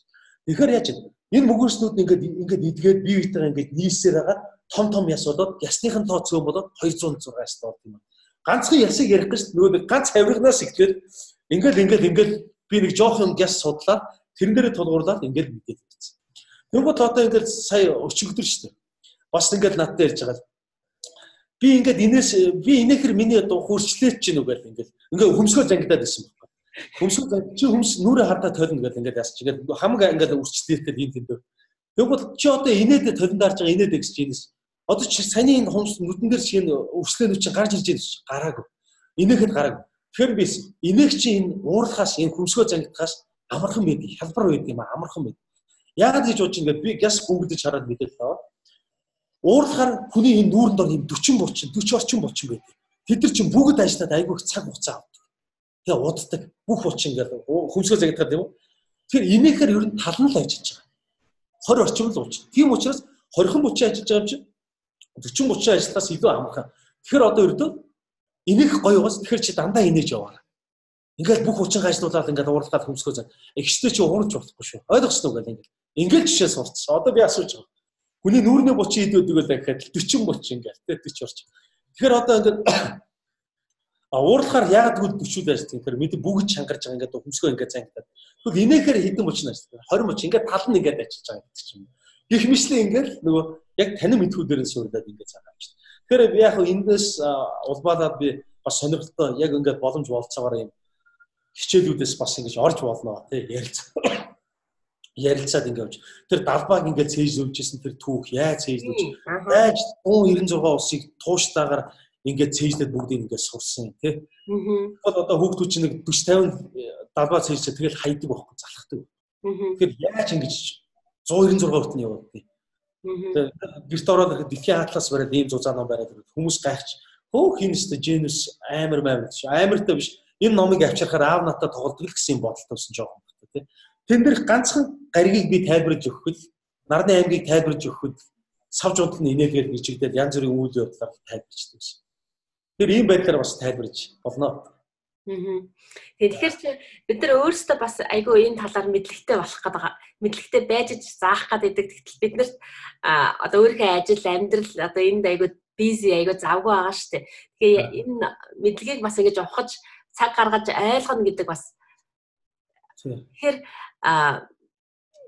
эцэг эхчүүдэд зориулсан ингээд биднийг одоо ингээд бид нар ч аягүй их юмны талаар ингээд судлах цаг тэр цагийг хэмнээд ингээд аппликейшн ч юм уу тийм нэг easy болгох бас таны хэлснээр хэлбэрчлэх юм арга тал дээр та ажиллая гэж бодож байна. Энэ дээр одоо цаашдаа бол ерөөсөө бидний гол ажлууд бол яг энэ рүү л хамаа. Яг тэгэхээр одоо бид нар хийх юмнуудаа хийц ер нь арга барил олцсон. Бид нар шижгэнсэн нэг 6 залууд яг нөгөө юун дээр контент дээр ажилладаг. Тэгэхээр одоо цаашдаа яг энэ хэлбэрчилсэн бүтээгдэхүүнүүдийг цаашдаа гаргаад ингээд явна гэсэн санаа. Тэгэхээр яг одоо эцэг эхчүүдэд нэг ингээд зөвлөхөд ямар нэгэн зүйлийг тайлбарлаад өгч. Ерөөсөө бити асууж. Ер нь бол хэлээл давтаад ойлгосноо гэдэг асуултыг бити асууж ял гэж хэлдэг. Хүүхд явандаа ойлгоо тий. Ерөөсөө залхаач бол зарим эцэг эхчүүд ер нь дийлэн эцэг эхчүүдийн хандлага бол ерөөсөө байнга нэг юм хэлчихэл тэрийгэ заавал асуух гал хэлж чадахгүй загинж гад ийм юм ойлгож чадсангүй гэчгээ биш бол итгэл байсан л да. Гэхдээ энэ арга барилыг шууд өөрчилсөн. Ер нь бол тэр цэцэрлэгтээ зааж авах үеэс үүс. Зүгээр л яриад өнгөрч. Гоё яриад дундаа хөгжилтөөр яриад өнгөрч. Энийг чи хүссэн үсэг тарих хүлээж авч байдаг тийм. Хэлжсэн бага насны хүүхд бол хүлээж авч юу ч хүлээж төсөөл зураглаж төсөөл хийн чадвар маш өндөр үүдэг. Бүх зүйлийг зураглаж төсөөлж ингэж хүлээж авдаг учраас бүх зүйлийг энэ зургаар тайлбарж байгаа. Гоё сэтгэл хөдлөлөг орцож ар жаргал тоглоомын аргаар заах хэрэгтэй. Ямар ч тийм хийсвэр зүйл байсан. Тэр дэлхийн улс орны далбаач хийсвэр байхгүй нэрмээр бүх зүйлийг төсөөлөх хэлбэрээр шийдэж гоё хөгжилтөөр тайлбарж байна. Тэр нарны аймагуудын нэршлүүд механикаар цээжлүүлж болно л доо хүчтэй. Гэхдээ тэр цээжлэх юм бол хэд хоногийн дараа тэгэл мартах магадлал өндөр. Тэгвэл яг энэ зүрх сэтгэлд ороод мэдээллийн тэр 2 наснаас урт хугацааны санах хороо орж байгаа бол урт хугацааны санах 2 наснаас урт хугацааны санах идэвхтэй ажиллаж эхэлж байгаа энэ үед бол тэгээд бүх зүйлийг зургалж байна. Энэ дээр бол дүн шинжилгээ хийж чадахгүй. Яагаад ийм гэдэг дээр бүр дүн шинжилгээ хийж чадахгүй. Гэхдээ явандаа энэ дээр яагаад ийм лог зүй тогтолцоо дэрийг явандаа ойлгож байна. Тэгэхээр хамгийн түрүүнд хэрэглэх гэсэн бүх мэдээлэл хүргэж байгаа шүү дээ. Тэгэхээр энэ болгоно дандаа гоё сонирхлыг төрүүлж ингэ заа. Тэгэхээр миний энэ зүгээр ярианаас ингэ дүгнэж үзэр хүүхдээ хилээд яриад өдөртөө нэг 10 минут зарцуулж. Хамаагүй өөлөг болтол яаж болно. Нэгээс 10 хүртэл тоолохыг 10 өдөр 20 өдөр ч хийж өгч байна. Гэхдээ боломж олдох юм бол заавал нэг цаг гаргаад за одоо энэ 10 минут 85 минут биш. Өдрийн яг боломжтой үед хүүхдийн тэр төвлөрдөг тэр үед нь ярьж хэвчээ байхгүй. Тэгээд нэг 5 минут тэгээд орхиол. Дахиад харж байгаа л яг өөр ээж дээр ирсэн тийм аав дээр ирж байгаа үед нь дахиад ирсэн үед нь гоё тоглоом болоод дахиад тэрийг батгаж өгөөл яриад болоо. Дахиад яваад ирэхэд сүүлдээ хэлхээс ч юм хүүхд хэлдэг бол дараагийнхаа төвшөндөө юмаа заагаад. Тэр ерөөсөө хүүхдийг богино хугацаанд амар их юм сурах даах гэдэг байх ерөөсөө шаардлага. Явандаа хүүхд яг ийм байдлаар ажиллаад ирэхээр дарамтгүйгээр хүүхд юм айгүй хурдан сурдаг болдгийм болов гэж бодож байна. Тийм. Одоо хүүхдүүдийн жишээ сахад. Яг миний цаашдаа яг энэ сэдвүүдээр ингэж ажиллаж болно, тэр сэдвүүдээр ингэж ажиллаж болно гэдэг бас хэлж. Одоо жишээ нь юу гэдэг хүрдэн дээр гэхэд нөгөө нийтэд дэлгэгдсэн бас нэг арга байгаа шүү дээ. Энийг ч бид нар бүр аль дээр л ашиглаж байсан. Одоо хүүхд 100 хүртэл тоож байгаа бол нэгээс 100 хүртэл тоодог, нэгээс 5 хүртэл мэддэг бол 6-аас 10 хүртэл 10 минутанд зааж өгч болно гэж тий. 3 гарны оролцоотой гэдэг. Эрхийн ураг 6 гэж тоод 6, 7, 8, 9, 10. Нөгөө гарын эрхийн ураг 6, 7, 8, 9, 10. Тэгвэл 8-ыг 8-аар үржих. 6-гийн 10 хүртэл зааж авч. 6-аас 10 хүртэл зааж авч. 6-аа тоод 6, 7, 8, үржих 8. 8-аас 8-ыг 8-аар үржих чаас 6, 7, 8. За 2 гарын хэдэн уруу дарагдсан байна? 6 уруу дарагдсан байна. Тэгвэл хүүхд 100 хүртэл тоож чадж байгаа юм чи 10 туудыг хийж чадна. 6 уруу гараад 60. Эсвэл 3 уруу байсан бол 30 хийж чинь. Тэгвэл 6 уруу гараад 60. Энэ баруун гарт 2 уруу дарагдаг байна. Зүүн гарт 2 уруу дарагдаг байна. Тэгэхээр нэгээс 5 хүртэл мэдж байгаа гэдээ тооцож байгаа юм чинь баруун гарын дарагдаг 2 уруу, зүүн гарын дарагдаг 2 уруугаар үржиж 2-ыг үржих нь 2 4 60 4 60 8 8 60. Эцсийг 8-аар үржиж 6 7 8 9 үржих нь 8 6 7 8 ингээд харлаа 7 уруу 70 нэгийг үржих нь 2 2 70 дээр 2-ыг нэм 72 9 8 72 6 7 6 6 7 3 уруу 30 3-ыг 4-өөр үрж 12 30 дээр 12-ыг нэм 42 ингээд болоо байхгүй. Тэгэл эн чинь 2 3 хоног энэ төсөөлөлд хүүхдийн тарих 6-аар ажиллаж байгаа учраас 6 мэдээлэл хүлээж авдаг учраас энэ зурглал толгойд бууж байгаа учраас 2 3 хоногийн дараа 9-ийн хідвэгийн асуулт хүүхд шууд энэ зургийг дотор хараад 81. Тэрнээс одоо 9 газар 8 моцоод гэдэг бүр болохгүй нүдэн ханаас хийж гэдэг. Одоо энэ 12-аас татгалз гэдэг тийм. Одоо юу гэдэг? Одоо хэлээ л да 9 хүрдэн дээр нэгээс 9 бүх хүрдийг хэлээ тийм. 9 2-ын Монгол тийм. 9 2 1 2 гэж байгаа. 9 2 гоо. Энэ зүүн гар талынхыг нь 10 тэгээд явууч. Тэгвэл 10 энэ баруун гар талынхыг нь бусад нэгжийн орон гэдэг 8. 9 2-ийн 18. Божоос 3 9 юм уу? Энэ дээр 10 20 27. Тийм үү гэсэн. Тэгвэл 4 9 юм уу? 3 3 30 36. Тийм үү? 5 9 45. Тийм үү? 6-аас 54. 7-аас 63. Ингээл заач. 100 яаж хэлтий? 100. 100. Аа. Юун дээр 100-ийн үрд шаардлага байна. Нэг хурд биш зүгээр 100 гэдгийг яаж хуруугаар үзүүлдэг юм. 100 дээр ерөөсөө хөлөөлт төвшөөл байна. Ингээд хөлөөд өвсөл байна. 99 уу шүү дээ. 99 100 2 гараа аваад хөлөөд өвс гэж байна. Энэ гоё юм уу шүү дээ. 100 гэх тийм. Юу л одоо нохоо зуудаг, хацдаг, зуудаг гэдэр гэдэг энэ 100 гэдэг үгийг хэлүүлэхэд бол дахиад гоё нохоо өдрөөр хүртэл болж байгаа ихлэх шүү дээ. Хатаж мат энэ дууж гэж ингээд дууж ингээд. Тэгэл дараа нь энийг чи яасан. 100 энтэйгээ холбоод бид нар энэ 100 гадагш нохоо ингээд цогчин хөлөөрөө цогчин ингээд 100 гэдэг ингээд хоёр гараа хөлөөд өвсөв. Тэр чинь сэтгэл хөдлөлийн оролцоод ингээд 100 хизээш март. Ингээд 99 100 гэдэг ингээд хэлсэн. 200 дээр 2 удаа хөлөөд авчихоо. Тэгээ 200 дээр 2 удаа. Гэтэ явандаа ингээд анх сурахтаа юм байна. Тэгээд явандаа одоо 3 гараа ашиглахгүй. Одоо ивэл бол ингэж байгаа тоодно шүү дээ. Одоо ингэж байгаа тоонууд анивчгаад ингэж байгаа хариу. Гэтэ найдвартай хийгэн бол 3 ашиглаж байгаа. Одоо чинь хэдэн мянган дотор ингэж байгаа л бац хариу. Үгүйсээ. Хиндэ заа хараад дөрвсөн цурц процесс мэдрэхгүй ихний оролцоо гаргаж байгаа. Өөрөөр хэлбэл энэ чигчийн уруу хүртэл тоо энэ хийж байгаа юм байна. 2 гарын 10 уруу тэнцвэртэй ашиглаж сурч. 2 тарих 2 гарыг удирдах байгаа. 2 тарихны хөгжид онцгой нүд. За тэгвэл яач. Одоо ингээд энэ дээр ингээд сурцсны дараа чи одоо төвлөр уур заахад төвлөр уурын багш нар гайхдаг юм тийм. Энэ чи аль хэзээ чигчийн уруу дээр салгаад ингээд дараа явах юм. Тэгэхээр яасан энэ чи анх спорт үйлдвэрээ хийжсэн. Хуруунд агаар явсан. Төвлөр хурлуу орсон. 2 гарын 10 уруу тэнцвэртэй ашиглаж сурч. Тэр үс мэдрэхгүй сурц процесс мэдрэхгүй ихний оролцоод ханг өөрөөр хэлбэл бас бидний нэг уламжлалт яриа өгдөг шүү дээ дээр үс сонсож байсан. Гар хийх юм бол тарих хийснэ. Тэр аль болох бага насны 2 гарыг тэнцвэртэй ашиглах зүйлсийг байн хийлгэж баримтын шавраар тул спорт үйлдвэрийг шоо өвлүүлэх гэдэг бүх хуруу энэ дээр ч ажиллаж байгаа. Бүх 2 гараа жижиг булчингийн хөгжил бас онцгой. Гэх мэтээ ингээд бос зөндөө юм байна. За би танаас 2 амлалт авъя. Нэг нь болохоор зэрэг та хөөхтдээ яг нөгөө нэг газрын зураг чийжлээс одоо би яг охин дээр газрын нөгөө далбаа газрын зураг биш далбаа чийжлүүлж байгаа. Далбааг яг яаж чийжлүүлэх нэг 10 далбааг чийжлүүлж үзүүлд юм уу? Хоёрдугаар та өөрөө ярьсан нь одоо орны гихт сонирхолтой байдлаар энэ хоёр бичлэгийг хинээ ээлжинд хийж өгөх боломж байна уу? Боломжтой.